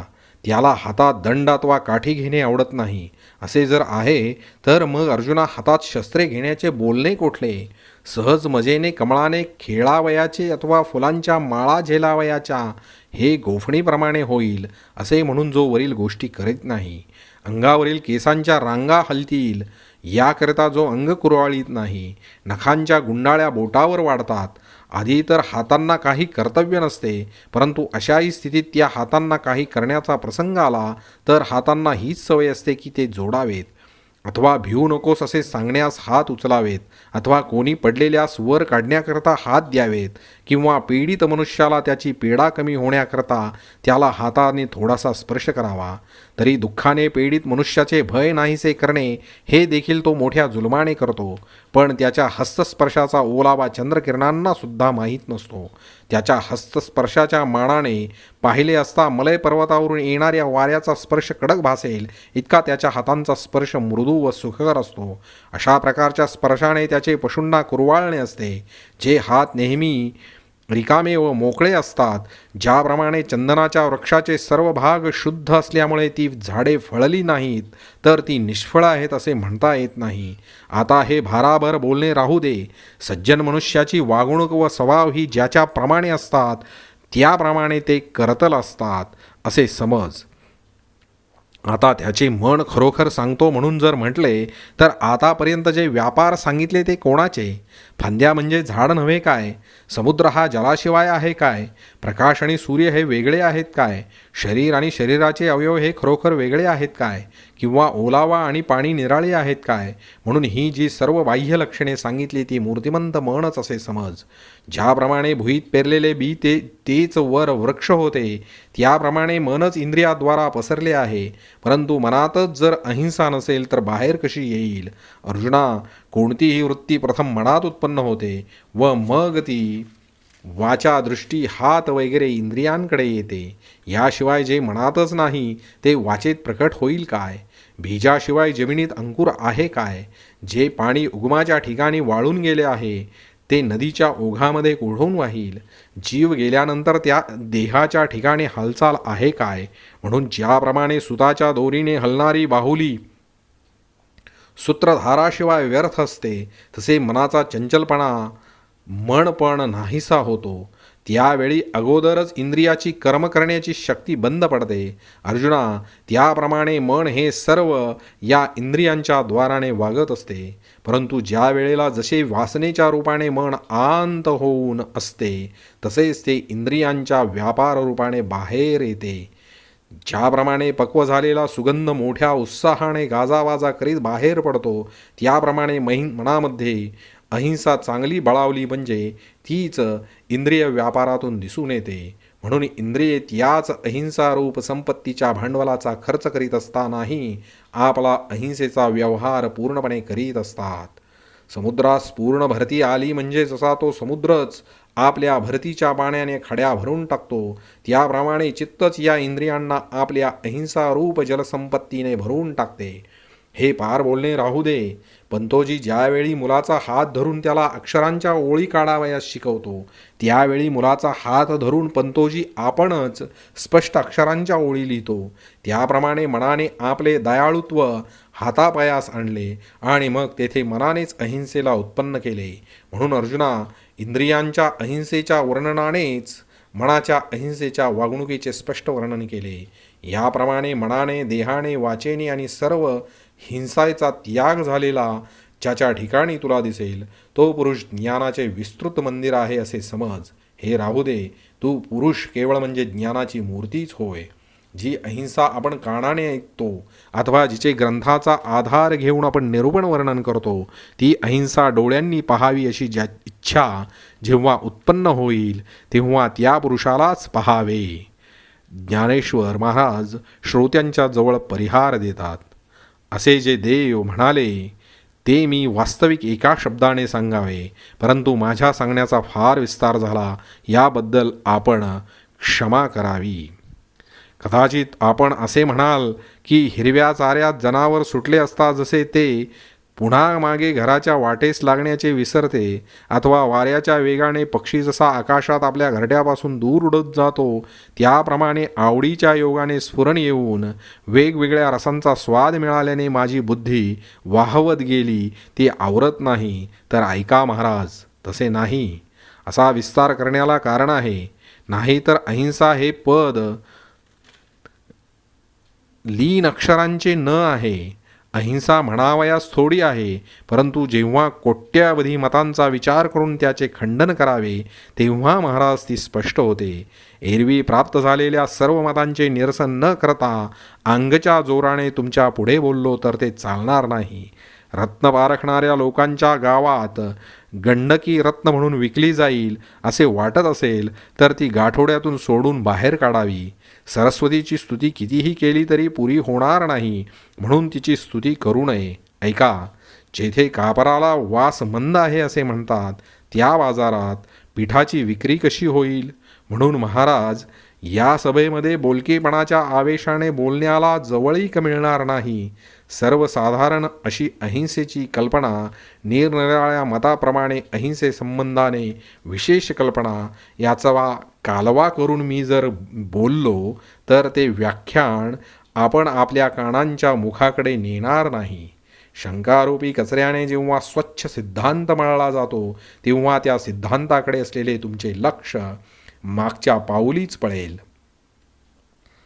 गोंडाची खोळ पांघरून जी उदके असतात त्या उदकांची हंस वाट पाहतात काय? किंवा ढगामधून ज्या वेळेला चांदणे येते त्या वेळेला त्या मळकट चंद्रप्रकाशाचा उपयोग करून घेण्याकरता चकोर पक्षी कौतुकाने देखील आपली चोच सरसावीत नाहीत, त्याप्रमाणे माझे जर निरूपण शंकारहित होणार नाही तर तुम्ही माझ्या ग्रंथाविषयी उत्सुक असणार नाही व ग्रंथाचा स्वीकार करणार नाही. इतकेच नव्हे तर शिवाय आणखी तुम्ही रागावाल. निरनिराळ्या मतांचे निराकरण न करता जर व्याख्यान केले तर त्या व्याख्यानात आक्षेपांचा संबंध दूर होणार नाही व महाराज तसले व्याख्यान मला तुमची प्राप्ती होऊ देणार नाही. आणि माझा ग्रंथरचने तर याच हेतूने आहे की तुम्ही संतांनी नेहमी प्रसन्न होऊन समोर असावे. एरवी तुम्ही खरोखर गीतार्थाचे चाहते आहात असे समजून मी गीतेचा आश्रय केला, तिला जीवासारखी प्रिय मारून तिचे व्याख्यान करू लागलो. जी आपली सर्व मालमत्ता आहे ती द्याल व हिला सोडून न्याल, म्हणून गीता हा खरोखर ग्रंथ नव्हे तर माझ्याजवळ तुमचे हे तारण आहे. अथवा तुम्ही आपल्या सर्वस्वाचा लोभ धराल व तारणाचा अव्हेर कराल तर गीतेची व माझी एकच गती आहे असे समजा. फार काय सांगावे, मला तुमच्या कृपेशी काम आहे व त्या कृपेकरता मी हे ग्रंथाचे निमित्त केले. तरी तुम्ही जे रसिक त्या तुम्हा योग्य व्याख्यान योजावे लागले, म्हणून माझी अन्य मतांची चर्चा झाली. तो व्याख्यानाचा विस्तार झाला. श्लोकांचा अर्थ एकीकडे राहिला. या माझ्या बोलण्याबद्दल मला लेकराला आपण क्षमा करावी. आणि घासातील खडा काढताना वेळ लागतो तर जेवणाराला तो घासातील खडा काढण्याला वेळ लागला व आपले जेवण आटोपण्यास त्याने उशीर केला तर त्यात जेवणाराचा दोष नाही, कारण घासातील खडे वगैरे कचरा काढून टाकलाच पाहिजे. अथवा सोबतीच्या संभावित चोराला चुकून आल्यामुळे घरी येण्यास मुला जास्त दिवस लागले तर आईने मुलावर रागवावे, किंवा तो जिवंत घरी आला म्हणून त्याच्यावर मीठ मोहऱ्या वगैरे ओवाळून त्याची दृष्ट काढावी. परंतु हे माझे बोलणे वरच्यासारखे नाही, तर माझे बोलणे पल्हाळाचे होते व ते तुम्ही सहन केले हे म्हणणेच बरे. तर आता महाराज ऐका, देव असे बोलले. भगवान म्हणतात, हे ज्ञानरूपी उत्तम दृष्टी असणाऱ्या अर्जुना, आता तुला ज्ञानाचा परिचय करून देतो, तू इकडे लक्ष दे. तर तेथे सहज क्षमा असेल तेथे ज्ञान आहे हे तू पक्के ओळख. फार खोल तळ्यात ज्याप्रमाणे कमळाचे वेल अथवा भाग्यवान पुरुषाच्या इथे जशी संपत्ती, अर्जुना त्या मानाने ज्याच्या ठिकाणी क्षमा वाढत असते तेही ज्या लक्षणांपासून कळते ती लक्षणे आम्ही निश्चितपणे सांगतो. ज्या भावनेने अलंकार आवडता अंगावर धारण करतात त्याप्रमाणे जो सर्व सहन करतो, आध्यात्मिक, अधिदैविक आणि अधिभौतिक अशा मुख्य 3 प्रकारच्या तापांचे समुदाय आहेत, ते सर्व जरी एकदम त्याच्यावर कोसळले तथापि तो डगमगत नाही. इच्छा असलेली एखादी वस्तू मिळाली असता जेवढा संतोष होतो तेवढ्याच संतोषाने अनपेक्ष वस्तू प्राप्त झाली असता तिचा आदर करतो. मान व अपमान सहन करतो व सुखदुःखे ही ज्याच्या ठिकाणी सारखी मांडली जातात व निंदेने व स्तुतीने ज्याच्या मनास तिची स्थिती 2 प्रकारची होत नाही. उन्हाळ्यामध्ये जो तापत नाही व हिवाळ्याने जो कापत नाही, आणि काही जरी प्राप्त झाले तरी तो भीत नाही. मेरू पर्वत आपल्या शिखरांचे जसे ओझे म्हणत नाही, अथवा वराह अवतार ज्याप्रमाणे पृथ्वीला ओझे म्हणत नाही, ज्याप्रमाणे अनेक चराचर प्राण्यांनी पृथ्वी जशी दडपली जात नाही, त्याप्रमाणे नाना प्रकारची सुखदुःखादी द्वंद्वे प्राप्त झाली असता जो श्रमी होत नाही. पाण्याचे लोट घेऊन नदी व नद यांचे समुदाय आले असता समुद्र ज्याप्रमाणे आपल्या सर्वांचा समावेश करून घेतो, त्याप्रमाणे ज्याच्या ठिकाणी सहन न करणे हे कधीच नसते आणि आपण सहन करीत आहोत अशी आठवणही ज्याच्या ठिकाणी राहत नाही. जे जे काही सुखदुःखादी भोग शरीराला प्राप्त होतात ते सर्व आपले स्वरूपच आहे असे जो समजतो आणि म्हणून आपले अलौकिक असे काही सहन करतो, असा अभिमानाचा पगडा ज्याच्यावर बसत नाही. हे प्रियोत्तमा अर्जुना, दात ओठ न चावता स्वभावता असलेली ही क्षमा ज्याच्या ठिकाणी असते त्या पुरुषाच्या योगाने ज्ञानास मोठेपण प्राप्त होते असे समज. अर्जुना, तो पुरुष ज्ञानाचे जीवन आहे. आता आर्जवाचे स्वरूप तुला सांगतो, ऐक. अर्जुना, तर ज्यास आर्जव म्हणून म्हणतात ते असे की ज्याप्रमाणे प्राण्याचे प्रेम कोणासंबंधीही असेना का ते सर्वावर एकसारखेच असते, अथवा सूर्य जसा तोंड पाहून प्रकाश करीत नाही किंवा आकाश जसे सर्व जगाला सारखीच जागा देते, त्याप्रमाणे ज्याचे मन निरनिराळ्या माणसांशी निरनिराळे नसते आणि ज्याची वागणूकही अशा प्रकारची असते की सर्व जगच त्याच्या ओळखीचे आहे, त्याचे जगाशी फार जुने नाते आहे आणि आपले व परके ही भाषा त्याच्या ठिकाणी नसते. त्याचे वाटेल त्याच्याशी पटते आणि पाण्यासारखी ज्याची वागण्याची रीत असते आणि कोणाही विषयी त्याचे चित्त विकल्प घेत नाही. वाऱ्याचे वाहणे जसे सरळ असते तसे ज्याच्या मनातील विचार सरळ असतात आणि ज्याला संशय व लोभ नसतात. आईपुढे येण्यास मुलास जशी शंका वाटत नाही त्याप्रमाणे आपल्या मनातील विचार लोकास सांगताना जो मागे पुढे पाहत नाही. ज्याप्रमाणे उमललेल्या कमलाला आपला सुवास जसा मर्यादित जागेत दाबून ठेवता येत नाही, त्याप्रमाणे ज्याचा जीव कोनाकोपरा जाणतही नाही. रत्नांचा निर्मळपणा असतो त्याच्यापेक्षा त्याच्या किरणांचा निर्मळपणा त्याच्या पुढे असतो.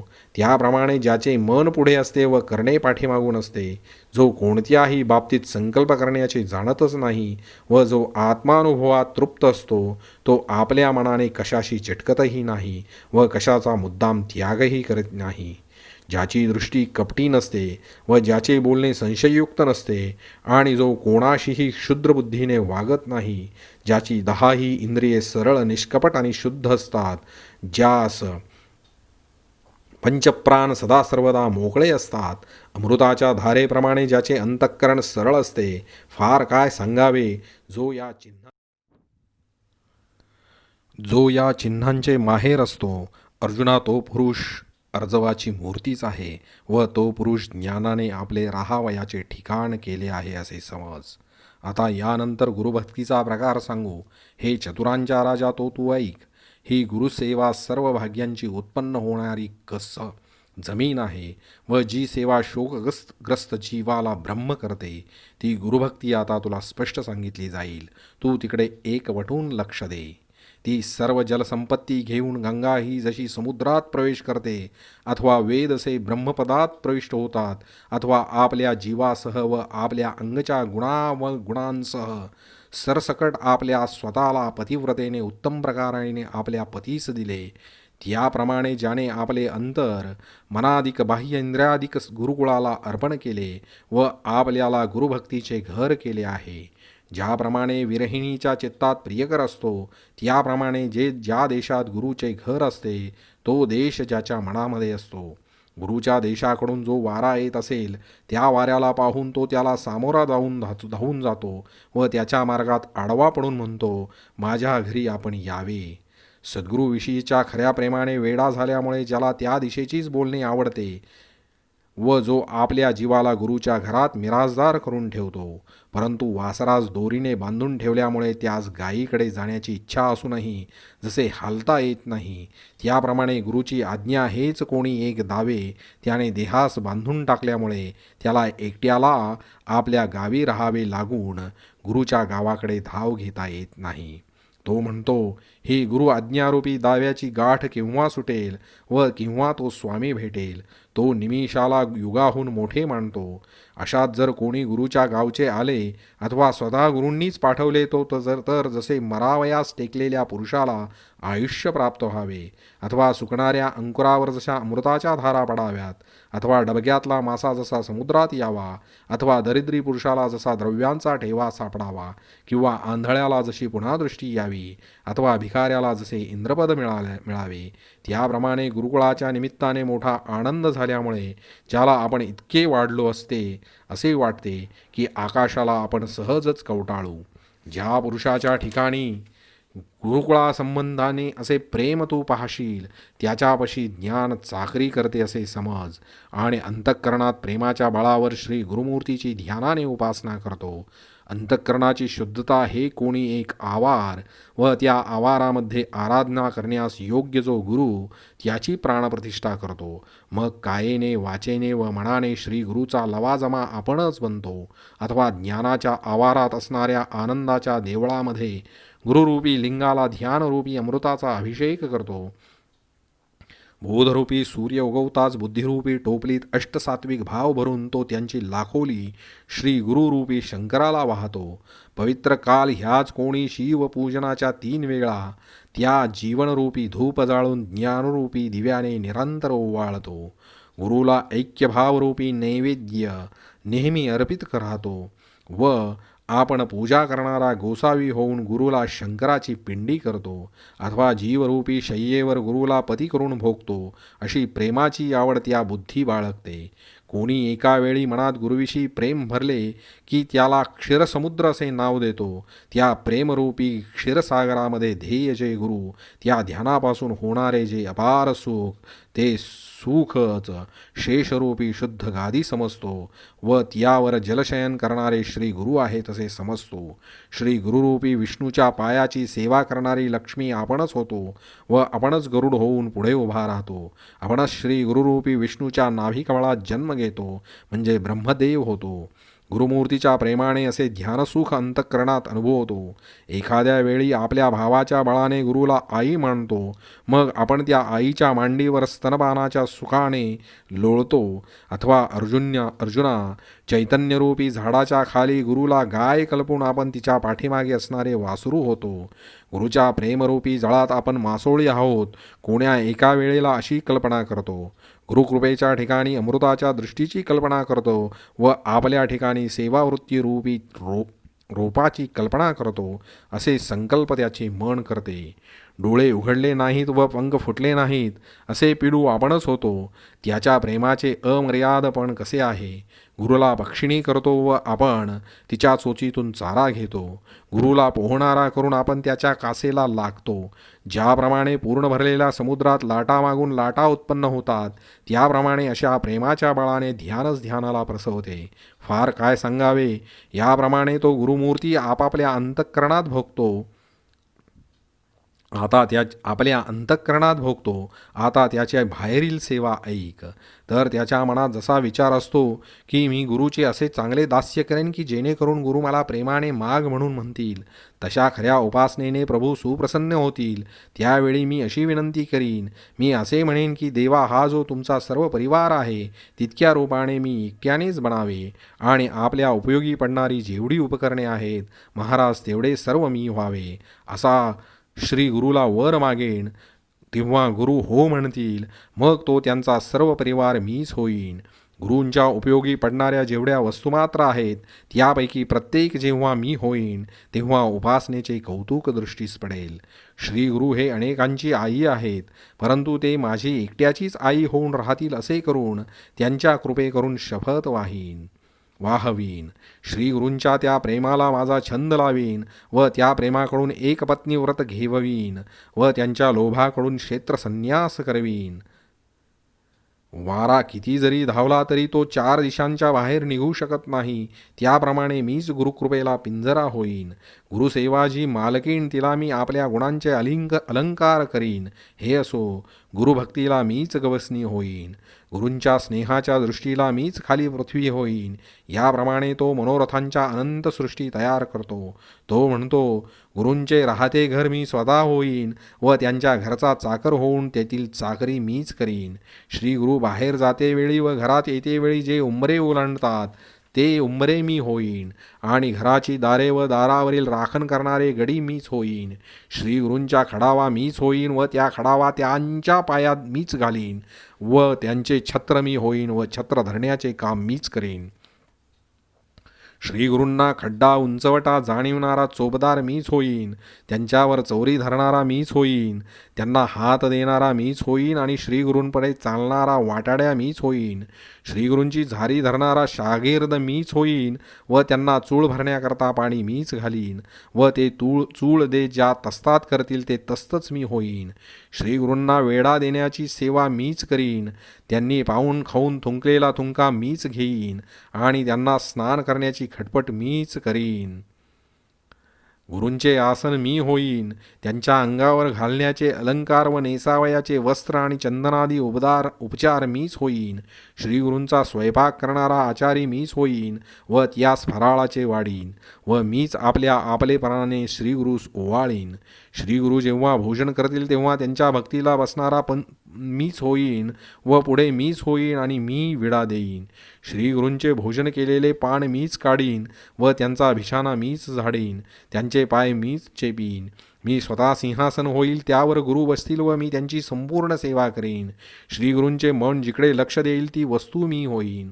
मी असा चमत्कार करीन.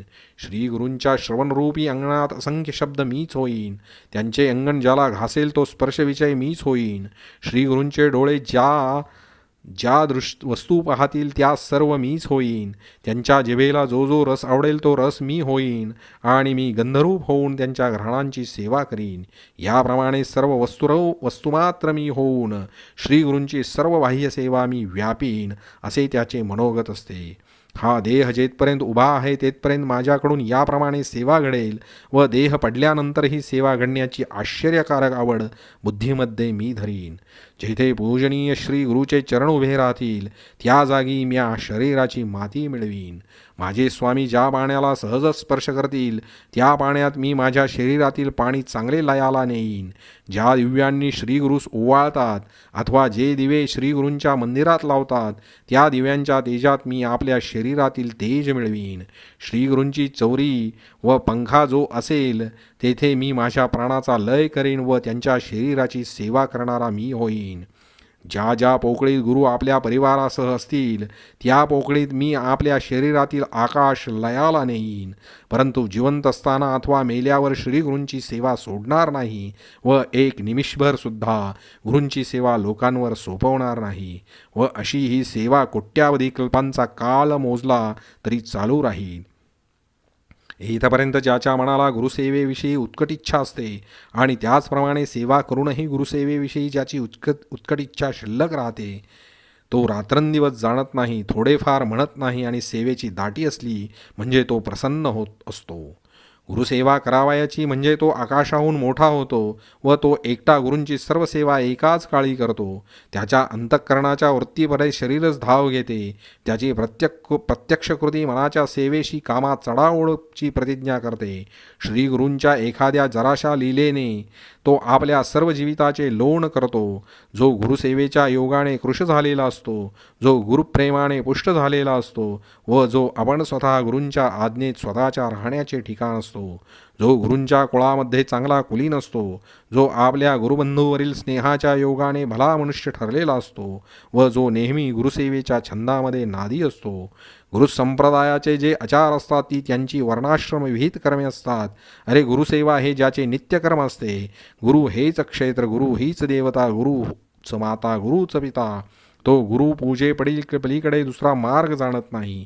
श्री गुरूंचे दार हेच ज्याचे सर्वस्व सार आहे असा जो गुरुसेवकांना सख्या भावाच्या प्रेमाने भजतो, ज्याचे मुख गुरुनामाचा मंत्र धारण करते व गुरुवाक्या वाजून दुसऱ्या शास्त्राला हात लावत नाही.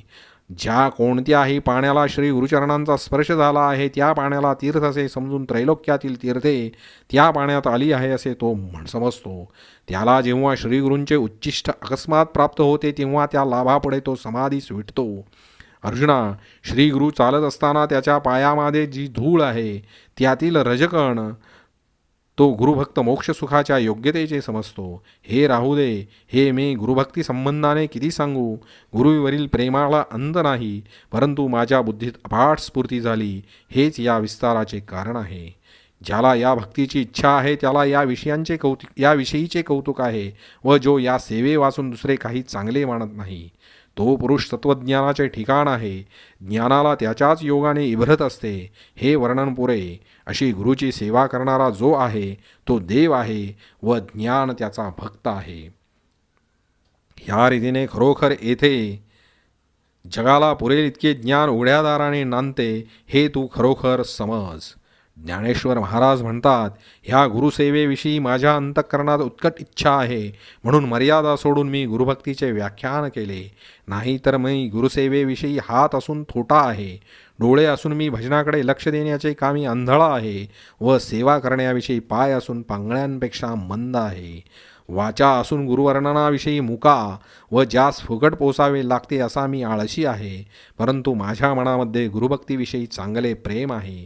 याच कारणाने मला ह्या आचार्योपास्ती पदाचे व्याख्यान इतके विस्तृत करणे भाग पडले असे ज्ञानदेव म्हणतात.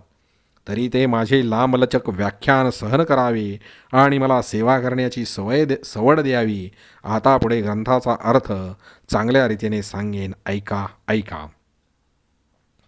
भूतांचे ओझे सहन करणारा विष्णू जो श्रीकृष्ण तो बोलत आहे व अर्जुन ऐकत आहे. श्रीकृष्ण म्हणतात, ज्याप्रमाणे कापूर हा आत व बाहेर दोन्ही बाजूंनी स्वच्छ असतो, त्याप्रमाणे ज्याचे शरीर आणि अंतःकरण ही शुद्ध असतात, अर्जुना तशा प्रकारचे शुचित्व ज्याच्या ठिकाणी असते. जसे रत्नाचे स्वरूप आत बाहेर चोख असते, अथवा सूर्य जसा आत बाहेर एकसारखाच प्रकाशमय असतो, बाहेरचा भाग कर्माने धुवून काढला व आता आतल्यालाही ज्ञानाने स्वच्छ केला, अशा रीतीने जो या दोन्ही प्रकारांनी शुद्धत्वाला प्राप्त झाला आहे, वेदांच्या आज्ञेप्रमाणे माती आणि पाणी ह्यांच्या योगाने बाह्य जे शरीर ते निर्मळ होते, बुद्धीच्या बळाने वाटेल तेथा आरसा धुळीने स्वच्छ करता येतो, परीटाच्या भट्टीला पात्रातील पाणी वस्त्रांचे डाग नाहीसे करते, फार काय सांगावे ऐक. याप्रमाणे त्यांचे शरीर शुद्ध असते व मनात ज्ञानरूपी दिवा असतो, म्हणून अंतर्शुद्ध असते असे समज. अर्जुना, सहज विचार करून पाहिले तर आत मन शुद्ध नसताना बाहेर केवळ शरीराने कर्म करणे ही विटंबना होय. प्रेतात जसे अलंकार घालून सजवले किंवा गाढवाला जसे तीर्थात स्नान घातले, अथवा कडू असलेला दुध्या भोपळा जसा गुळाने चोपडला, ओसाड घराला जसे तोरण बांधले किंवा उपाशी मनुष्याच्या अंगाला बाहेरून अन्न चोपडले, अथवा विधवा स्त्रीने कुंकू व शेंदूर लावला, आतून पोकळ व बाहेरून सोन्याचा मुलावा केलेले ते कळत असतात, त्यांच्यावरील नुसत्या दिखाऊ चकाकीला आग लागो. शेणांची फळे चित्रे करून त्यांना बाहेरून रंग देऊन जरी ती हुबेहूब फळांसारखी दिसणारी केली, तरी त्यांना घेऊन काय करावयाचे आहे, कारण त्यांच्या आत शेण आहे. आत शुद्ध नसून केवळ बाह्यात्कारी कर्म करणे हे त्याप्रमाणे आहे. वाईट पदार्थाला मोठी किंमत लावली तर तो खपत नाही. जशी दारूने भरलेली घागर गंगोदकात बुचकळली तरी त्या योगाने ती घागर पवित्र होत नाही. म्हणून मनामध्ये ज्ञान असावे, मग बाह्यशुद्धी सहजच प्राप्त होईल. पण ज्ञान व कर्म या दोन्हींनी उत्पन्न होणारी अशी पवित्रता कोठे मिळेल? याकरिता अर्जुना, बाहेरील भाग कर्माने चांगला शुद्ध केलेला आहे आणि ज्ञानाने आतील मळ काढून टाकलेला आहे. त्या स्थितीत आतील व बाहेरील शुचित्व हा भेद गेला व दोन्ही शुचित्वे एक स्थानी झाली. फार काय सांगावे, केवळ एक शुचित्व मात्र राहिले. म्हणून स्फटिकाच्या तावदानात ठेवलेले दिवे मंद मंद हलताना जसे बाहेरून दिसतात, तशा अंतःकरणातील चांगल्या मनोवृत्ती बाहेर प्रकट झालेल्या दिसतात. ज्या ज्या योगाने संशय उत्पन्न होतो, ज्या योगाने वाईट मनोविकार उत्पन्न होतात व ज्या योगाने कुकर्माची बीजे अंकुर घेतात, अशा ज्या गोष्टी त्या ऐकल्या, पाहिल्या किंवा भेटल्या, तरी त्या योगाने ज्याप्रमाणे मेघांच्या रंगाचे डाग आकाशावर पडत नाहीत, त्याप्रमाणे मनामध्ये काही विकार उत्पन्न होत नाही. एरवी इंद्रियांच्या संगतीने विषयांचा संबंध त्याला जरी घडला, तरी तो विडाळाच्या विकाराने लिप्त होत नाही. वाटेवरून ब्राह्मणाची स्त्री अथवा महाराची स्त्री या दोघी गेल्या असता ती वाट एकीच्या स्पर्शाने पवित्र होत नाही, अथवा दुसरीच्या संगतीने ती अपवित्र होत नाही, तरी ती वाट दोघीपासून अलिप्त असते. त्याप्रमाणे अलिप्तपणाने व्यवहारात वागण्याचे त्याला ठाऊक असते. एकच तरुण स्त्री पतीला व पुत्राला आलिंगन देते, परंतु पुत्राला आलिंगन देते वेळी तिच्या मनात जे पुत्राविषयी प्रेम असते, त्या प्रेमात कामाचा स्पर्श नसतो. त्याप्रमाणे त्याचे हृदय शुद्ध असते. संकल्प व विकल्प या दोघांची त्या अंतःकरणास ओळख असते. विशेषतः कृत्य आणि अकृत्य काय आहे हे ते अंतःकरण पक्के जाणते. तसा हिरा पाण्याने भिजत नाही, आंधनात खडा शिजत नाही, त्याप्रमाणे कोणत्याही मनोविकाराने त्याची वृत्ती लिप्त होत नाही. अर्जुना, यास पुरे शुचित्व म्हणतात. ही वर सांगितलेली शुचित्वाची लक्षणे तू जेथे पाहशील तेथे ज्ञान आहे असे समज. आणि ज्या पुरुषांच्या घरात स्थिरतेने खरोखर प्रवेश केला आहे, तो पुरुष ज्ञानाचे आयुष्य आहे. त्या पुरुषाचा देह तर वरच्या दृष्टीने पाहिले असता आपल्या स्वभावानुसार हिंडत असतो, परंतु मनातील विचारांची स्थिरता बिघडत नाही. गाय जरी रानात गेली तरी तिचे वासरावरील प्रेम रानात जात नाही. सती जाणाऱ्या स्त्रीचे भोग ते प्रेम भोगाचे नसतात, ते प्रेमाचे भोग नसतात, कारण तिचे लक्ष पतीकडे लागलेले असते, ते भोगाकडे येत नाही. अथवा लोभी पुरुष दूर जातो, परंतु त्याचा जीव ठेवायपाशी राहतो. त्याप्रमाणे त्या स्थिरचित्त पुरुषाचा देह जरी फिरत असला तरी त्याच्या चित्ताला चंचलता नसते. इकडून तिकडे फिरणाऱ्या मेघांबरोबर जसे आकाश धावत नाही, अथवा गती असलेल्या ग्रहाच्या चक्राबरोबर जसा ध्रुवांचा तारा फिरत नाही. अर्जुना, वाटसरूंच्या येण्या जाण्याबरोबर जसा रस्ता चालत नाही, अथवा ज्याप्रमाणे वृक्षास जाणे येणे नाही, त्याप्रमाणे चलनवलन करणाऱ्या पंचमहाभूतात्मक देहात तो स्थिरवृत्ती पुरुष असूनही प्राणिमात्रांच्या ठिकाणी असणाऱ्या क्षुधादी 6 उर्मींपैकी एकानेही त्याच्या चित्ताची गडबड होत नाही. वावटळीच्या बळाने पृथ्वी जशी हलत नाही, त्याप्रमाणे उपद्रवाच्या लोंढ्याने तो वाहवला जात नाही. दारिद्र्यापासून होणाऱ्या त्रासामुळे दुःखी होत नाही आणि भय व शोक यांनी कापत नाही. शरीराला मृत्यू आला असता भयाने याची गाळण उडत नाही. कोणताही एखादी मानसिक पीडा आणि आशा या भराने व म्हातारपण आणि रोग यांच्या गडबडीने ज्याचे चित्त जे नीट आत्मसन्मुख झालेले असते, ते पुन्हा बहिर्मुख होत नाही. निद्रा व अपमान याचे तडाखे बसले, अथवा काम व लोभ हे जरी त्याच्या अंगावर येऊन आदळले, तरी त्याच्या मनाचा एक बाल वाकडा होत नाही. आकाश नाहीसे हो किंवा पृथ्वी विरघळून जाओ, परंतु त्याच्या मनोवृत्तीला आत्म्यास सोडून परत फिरण्याचे माहीत नसते. हत्तीला फळांनी मारले असता तो ज्याप्रमाणे माघारी फिरत नाही, त्याप्रमाणे ज्याच्यावर शेलक्या अपशब्दांचा मारा केला असता जो निस्तेज होत नाही. क्षरसमुद्राच्या लाडांनी जसा मंदार पर्वत कापत नाही, अथवा आकाश जसे वणव्याच्या जाळाने जळत नाही, त्याप्रमाणे शोकमोहादी उर्मींच्या लाटा आल्या गेल्या तरी त्याच्या चिरस्थितीमध्ये चित्तस्थिरतेमध्ये गडबड उडत नाही. फार काय सांगावे, कल्पांत समय जरी आला तरी तो धैर्यवान सहनशील असतो. हे डोळस अर्जुना, स्थैर्य या नावाने जिचे विशेष वर्णन केले जाते, ती हीच अवस्था होय असे समज. हे न ढळणारे स्थैर्य ज्या पुरुषाच्या शरीरात व मनाच्या ठिकाणी प्राप्त झाले आहे, तो पुरुष ज्ञानाचा खरा उघडा ठेवा आहे. आणि ब्रह्मराक्षसत्वा अस्सल सर्प जसा घराला विसरत नाही, किंवा योद्धा जसा हत्याराला विसरत नाही, अथवा लोभी पुरुष जसा आपल्या खजिन्याला विसरत नाही, एकुलत्या एका मुलाला जशी आई कधी विसंबत नाही, अथवा जशी मधमाशी मधाविषयी लोभी असते, अर्जुना, याप्रमाणे जो आपल्या अंतःकरणाला जपतो व इंद्रियांच्या द्वारात अंतःकरणाला उभे राहू देत नाही, तो म्हणतो की माझे अंतःकरण जर इंद्रियांच्या द्वारात गेल्याचे त्या इंद्रियांच्या ठिकाणी असलेल्या कामाने ऐकले, तर तो कामरूपी बागलबोवा त्या अंतःकरणाला झपाटील, मग त्या कामाच्या तडाख्यातून सुटणे कठीण.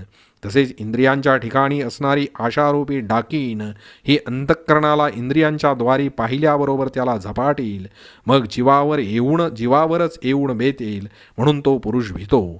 ज्याप्रमाणे घराबाहेर ढालगजपणे वागणाऱ्या स्त्रीला तिचा दांडगा नवरा बाहेर फिरकू न देता तिला घरात कोंडून ठेवतो, त्याप्रमाणे आपली मनोवृत्ती बाहेर इंद्रियाकडे जाऊ नये म्हणून तिच्यावर जो पहारा करतो, चित्ताला संकोच होण्याकरता देहासुद्धा झिजतो व इंद्रियांची समजूत घालून त्यांना चुचकारून निग्रहावर आणून ठेवतो, या शरीरात मनरूपी महाद्वारात अंतर्मुखतेच्या पहाऱ्याच्या जागेत जो यम व दम यास उभे जागे ठेवतो, गुद व मेढू यांच्या मध्यभागी आधार चक्राच्या ठिकाणी मूळबंधाची व नाभीमध्ये मणिपूर चक्राच्या ठिकाणी ओडियान बंधाची व कंठामध्ये विशुद्ध चक्राच्या ठिकाणी जालंधर बंधाची, याप्रमाणे 3 बंधांची गस्त घालतो आणि इडा पिंगळा यांच्या संगमस्थानी म्हणजे सुषुम्नेत चित्त घालतो. समाधीरूपी शय्येवर ध्यानाला बांधून टाकतो व चित्त आणि चैतन्य यांच्या समरसतेने अंतर्मुखतेत रममाण होतो.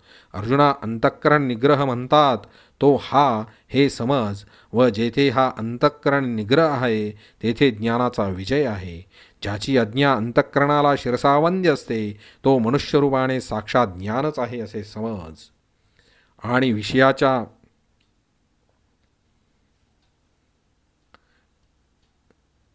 इंद्रियार्थेषु वैराग्यम अनहंकार एव च जन्म मृत्युजरा व्याधी दुःख दोषाणुदर्शनम.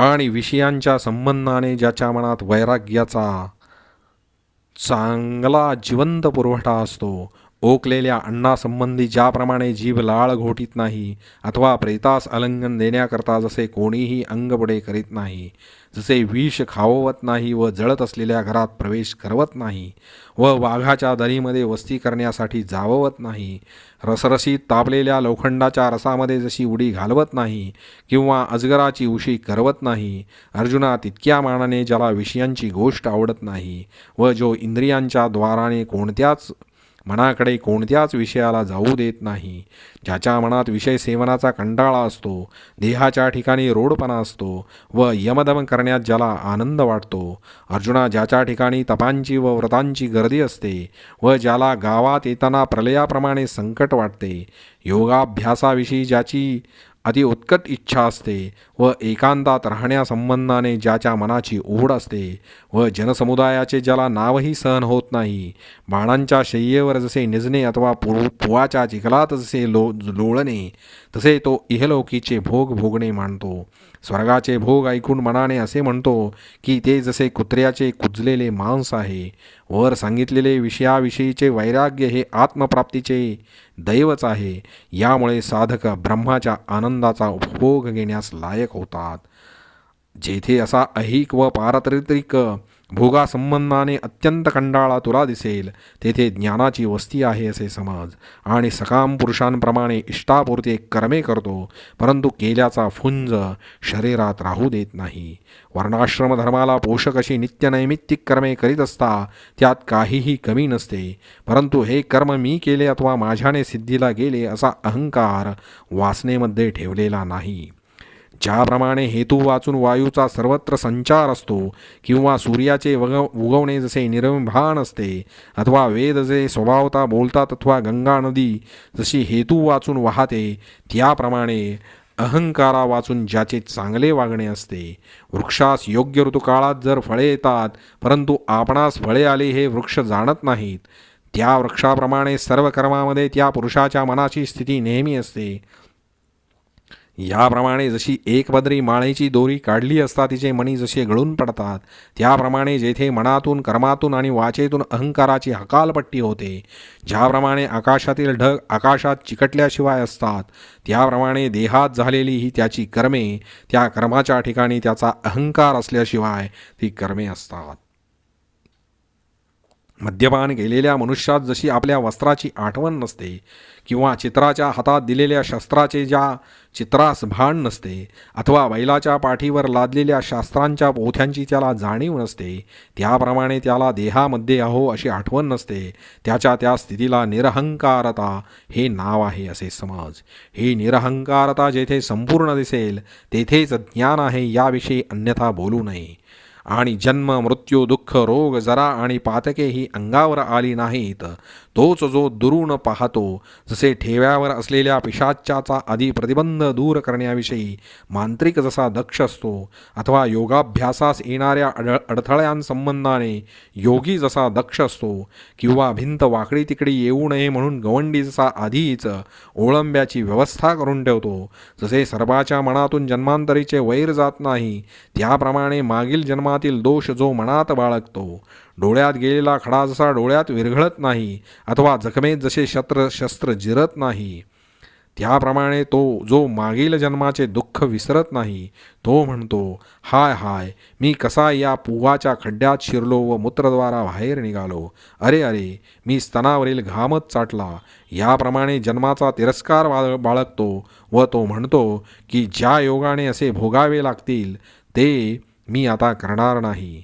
पणास लावून हरलेले द्रव्य परत मिळण्याकरता जुगार खेळणारा जसा पुन्हा डाव खेळण्यास तयार होतो अथवा वडिलांच्या वैराबद्दल जसा मुलगा परिश्रम करतो, मारल्याच्या रागाने जसा पाठवा भाऊ सूड घेण्याची खटपट करतो, तितक्या हट्टाने जो जन्माचे पाठीस लागतो, संभावित मनुष्यास जसा अपमान सहन होत नाही, त्याप्रमाणे ज्याच्या मनाला जन्मास आल्याबद्दलची लाज केव्हाही सोडित नाही आणि पुढे येणारा मृत्यू कल्पांता इतका जरी दूर असला तरी तो आजच सावध असतो. नदीमध्ये अथांग पाणी आहे असे म्हणताच अर्जुना, पोहावयास तयार झालेला मनुष्य काठावर असताना जसा कासोटा बळकट घालतो अथवा युद्धाच्या जागी जाण्यापूर्वीच जसे आपले अवसान सांभाळावे अथवा शस्त्रांचा घाव लागण्यापूर्वी ढाल पुढे करावी, उद्याचा मुक्काम वाटमाऱ्याचा आहे असे म्हणून आजच सावध राहावे अथवा जीव जाण्यापूर्वीच औषधाकरिता धावाधाव करावी, तर ज्याप्रमाणे तो जळत्या घरात सापडतो तसा आपल्या सामर्थ्याने विहीर आयत्या वेळी खणू शकत नाही तसे होते. खोल पाण्यात नाही तर ज्याप्रमाणे तो जळत्या घरात सापडतो तो जसा आपल्या सामर्थ्याने आयत्या वेळी विहीर खणू शकत नाही तसे होते. खोल पाण्यात जसा दगड पडला त्याप्रमाणे तो पाण्यात बुडाला. तो मी बुडतो अशा ओरडण्यासह मेला. आता तो याप्रमाणे मेला तर कोण सांगेल. म्हणून ज्याचे समर्थ पुरुषाची हाडवैर्य पडले आहे तो जसा 8ही प्रहर शस्त्र हातात घेऊन सज्ज असतो अथवा लग्नाचा निश्चय होऊन गडगणेर झालेली कुमारी माहेराविषयी उदासीन असते व सासरी जाण्याविषयी मनाची आगाऊ तयारी करून ठेवते, किंवा संन्यासी सर्वस्वाविषयी ज्याप्रमाणे अगोदरच उदासीन असतो त्याप्रमाणे प्रत्यक्ष मरण येण्याच्या अगोदरच तो पुढे येणाऱ्या मरणासंबंधी विचार करून उदास झालेला असतो. अर्जुना, याप्रमाणे जो या मनुष्यजन्माने भावी जन्माचे निवारण करतो व जो या मनुष्यदेहाच्या मृत्यूने पुढे येणारा मृत्यू नाहीसा करतो व आपण उरतो, अशा रीतीने ज्याच्या अंतःकरणात जन्ममृत्यू हे काट्यासारखे सरत राहतात त्याच्या ठिकाणी खरोखर ज्ञानाची काहीच उणीव नसते. आणि त्याप्रमाणे शरीराला म्हातारपण येण्याच्या अगोदरच ऐन उमेदीत असताना जो पुढे येणाऱ्या म्हातारपणाबद्दल विचार करतो तो म्हणतो, पहा, आजच्या वेळी ही जी शरीरात पुष्टी आहे ती उद्या वाळलेल्या काचरीसारखी होईल. दैवहीनाने केलेले सर्व उद्योग जसे आतबट्ट्याचे असतात तसेच हातपायांच्या सर्व सामर्थ्यास ओळवटी लागून ते थकतील. आज तारुण्यात असलेल्या सर्व शक्तीची परिस्थिती प्रधान नसलेल्या राजासारखी दुबळी होणार आहे. फुलांच्या भोगाकरता ज्या नाकांचे प्रेम गुंतलेले असते ते नाक उंटाचा गुडघा जसा असतो तसे विद्रूप व वास घेण्यास असमर्थ असे होईल. ओढाळ गुरांच्या खुरांनी जसे गुरे बसवण्याच्या जागेची दुर्दशा झालेली असते त्याप्रमाणे माझ्या मस्तकाची अवस्था होईल. कमळाच्या पाकळीशी स्पर्धेने भांडणारे जे डोळे ते म्हातारपणात जशी पिकलेली पडवळे असतात तसे होईल. भुवयांचे पडदे झाडाच्या जुऱ्या सालीप्रमाणे खाली लोंबतील व अश्रूंच्या पाण्याने ऊर कुजेल. ज्याप्रमाणे बावळीचे खोड सरड गिरबडून टाकतात त्याप्रमाणे तोंड थिंकीच्या पिचकारीने गिडबडून जाईल.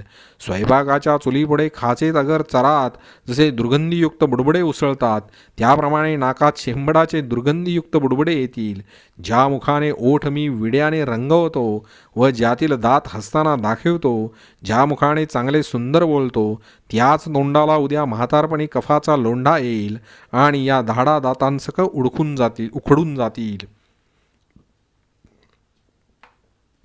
शेतकीचा धंदा जसा कर्जाने ग्रस्त झाला असता उर्जित दशेला येत नाही अथवा झडीच्या पावसाने जशी एकदा गुरे बसली म्हणजे ती उठत नाहीत त्याप्रमाणे म्हातारपणी काही केल्याने जीभ उठणार नाही.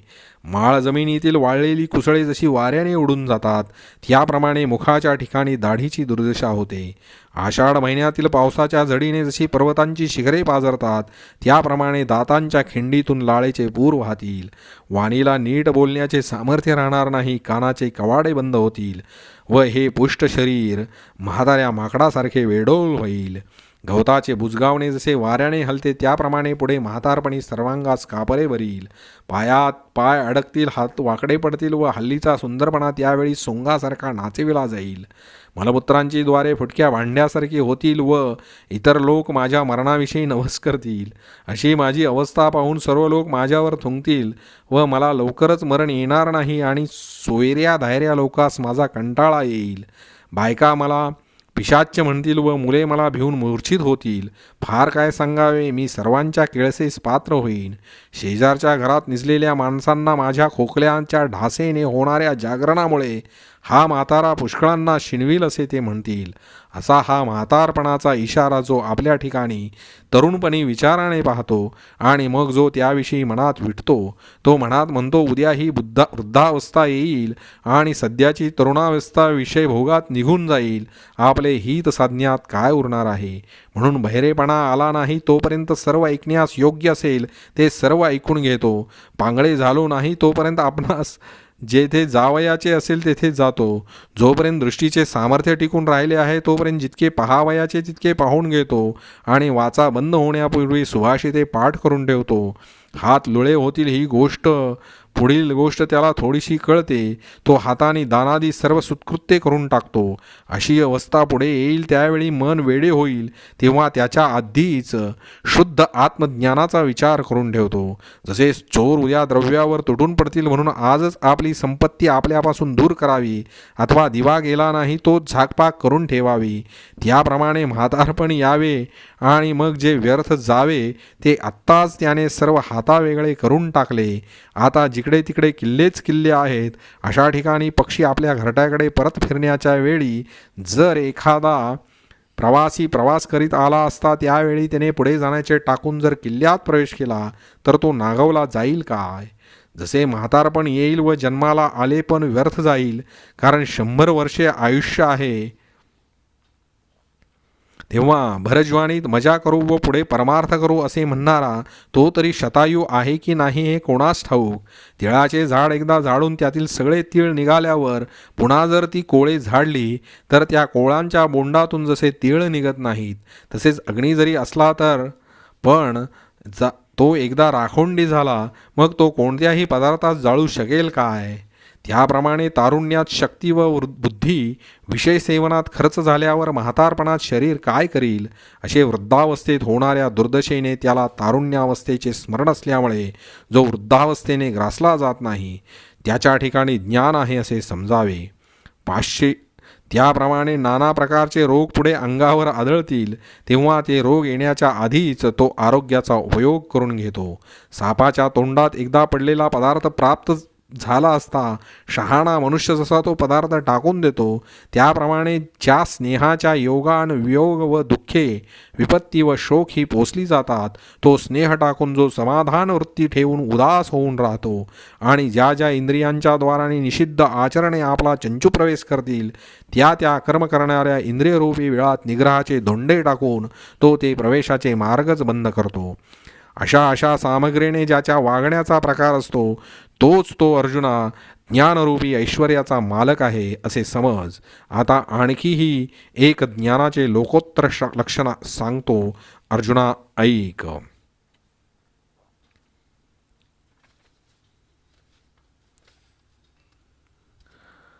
असक्ती अनभिष्वंग पुत्रदारग्रहादिषु नित्यंच समचित्तत्वम् इष्टानिष्टोपपत्तिषु. असक्ति अनभिष्वंगः पुत्रदारग्रहादिषु नित्यं च समचित्तत्वम् इष्टानिष्टोपपत्तिषु.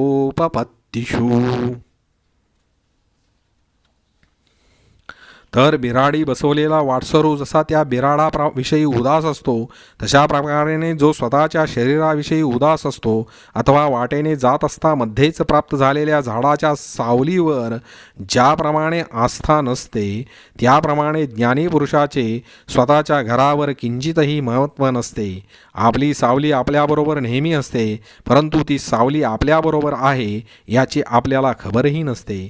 त्याप्रमाणे स्त्रीविषयी ज्याला आसक्ती नसते आणि ज्याला जी मुळे बाळे असतील झालेली असतात, त्यात तो खरोखर वस्तीला आलेल्या वाटसरूप्रमाणे मानतो अथवा झाडाखाली बसलेल्या गुरासंबंधी जसे झाड उदास असते. अर्जुना, वाटेने जात असता काही घडलेल्या गोष्टीविषयी एखादा ठेवलेला साक्षीदार ती गोष्ट पाहूनही त्याविषयी जसा अनासक्त असतो तसा तो सर्व ऐश्वर्यात नांदत असूनही अनासक्त असल्याचे दिसते. फार काय सांगावे, राघू जसा पिंजऱ्यात असतो तसा तो वेदाज्ञेला भिवून संसार संसारात असतो. एरवी ज्याचे स्त्री पुत्रादिकांवर प्रेम नसते तो पुरुष ज्ञानाला आधार आहे असे समज. आणि महासागर जसे उन्हाळ्यात व पावसाळ्यात सारखेच भरलेले असतात, त्याप्रमाणे ज्यांच्या ठिकाणी प्रिय अप्रिय गोष्टी सारख्या असतात, अथवा सकाळ दुपार व संध्याकाळ या 3 काळी सूर्य जसा 3 प्रकारचा होत नाही, त्याप्रमाणे सुखाचे अथवा दुःखाचे प्रसंग त्याच्या अंगावर येऊन आदळले तरी त्याचे अंतःकरण सुखी अथवा दुःखी असे वेगवेगळ्या अवस्थेने बदलले जात नाही. कोणत्याही ऋतूच्या येण्या जाण्याने आकाशात जसा काहीच फेरबदल होत नाही, त्याप्रमाणे ज्याच्या ठिकाणी प्रिय अथवा अप्रिय वस्तूच्या हानीने अथवा लाभामुळे चित्ताच्या समतेला कमीपणा येत नाही, अर्जुना त्याच्या ठिकाणी मूर्तिमंत ज्ञान आहे असे तू समज.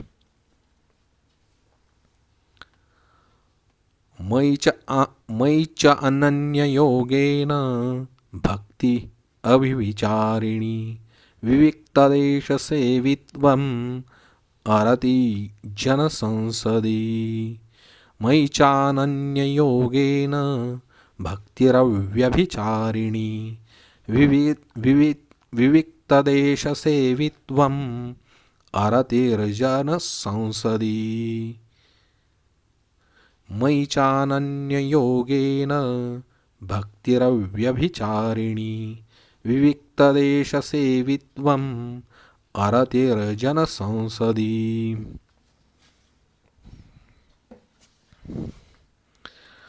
आणि माझ्याविषयी दुसरे काहीच चांगले नाही असा ज्याच्या तिघांनी कायेने वाचेने व मनाने निश्चय केला आहे, ज्याचे शरीर वाचा व मन या तिघांनी वरीलप्रमाणे प्रतिज्ञापूर्वक शपथ घेतली आहे आणि एक माझ्या वाचून कशाची ते इच्छा करीत नाहीत, फार काय सांगावे, ज्यांचे अंतःकरण माझ्याशी अगदी जखडून राहिले आहे, त्याने आपले व आमचे एक अंथरूण केले आहे.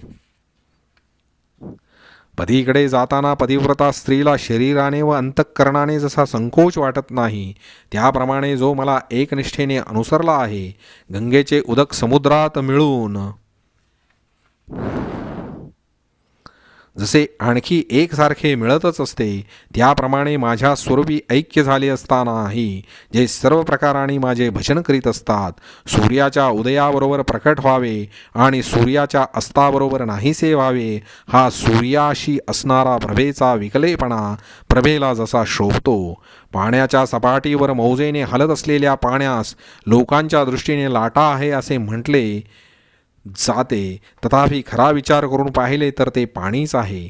तो याप्रमाणे एकनिष्ठ असतो, म्हणजे जो माझ्याशी ऐक्य पाहूनही माझे भजन करतो, अर्जुना तोच तो मूर्तिमंत ज्ञान होय.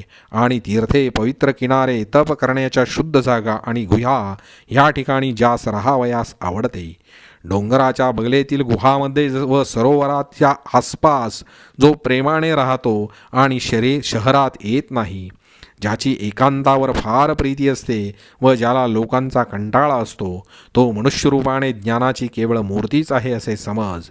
हे बुद्धिमान अर्जुना, ज्ञानाचा निश्चय होण्याकरता आणखी काही चिन्हे तुला पुढे सांगतो.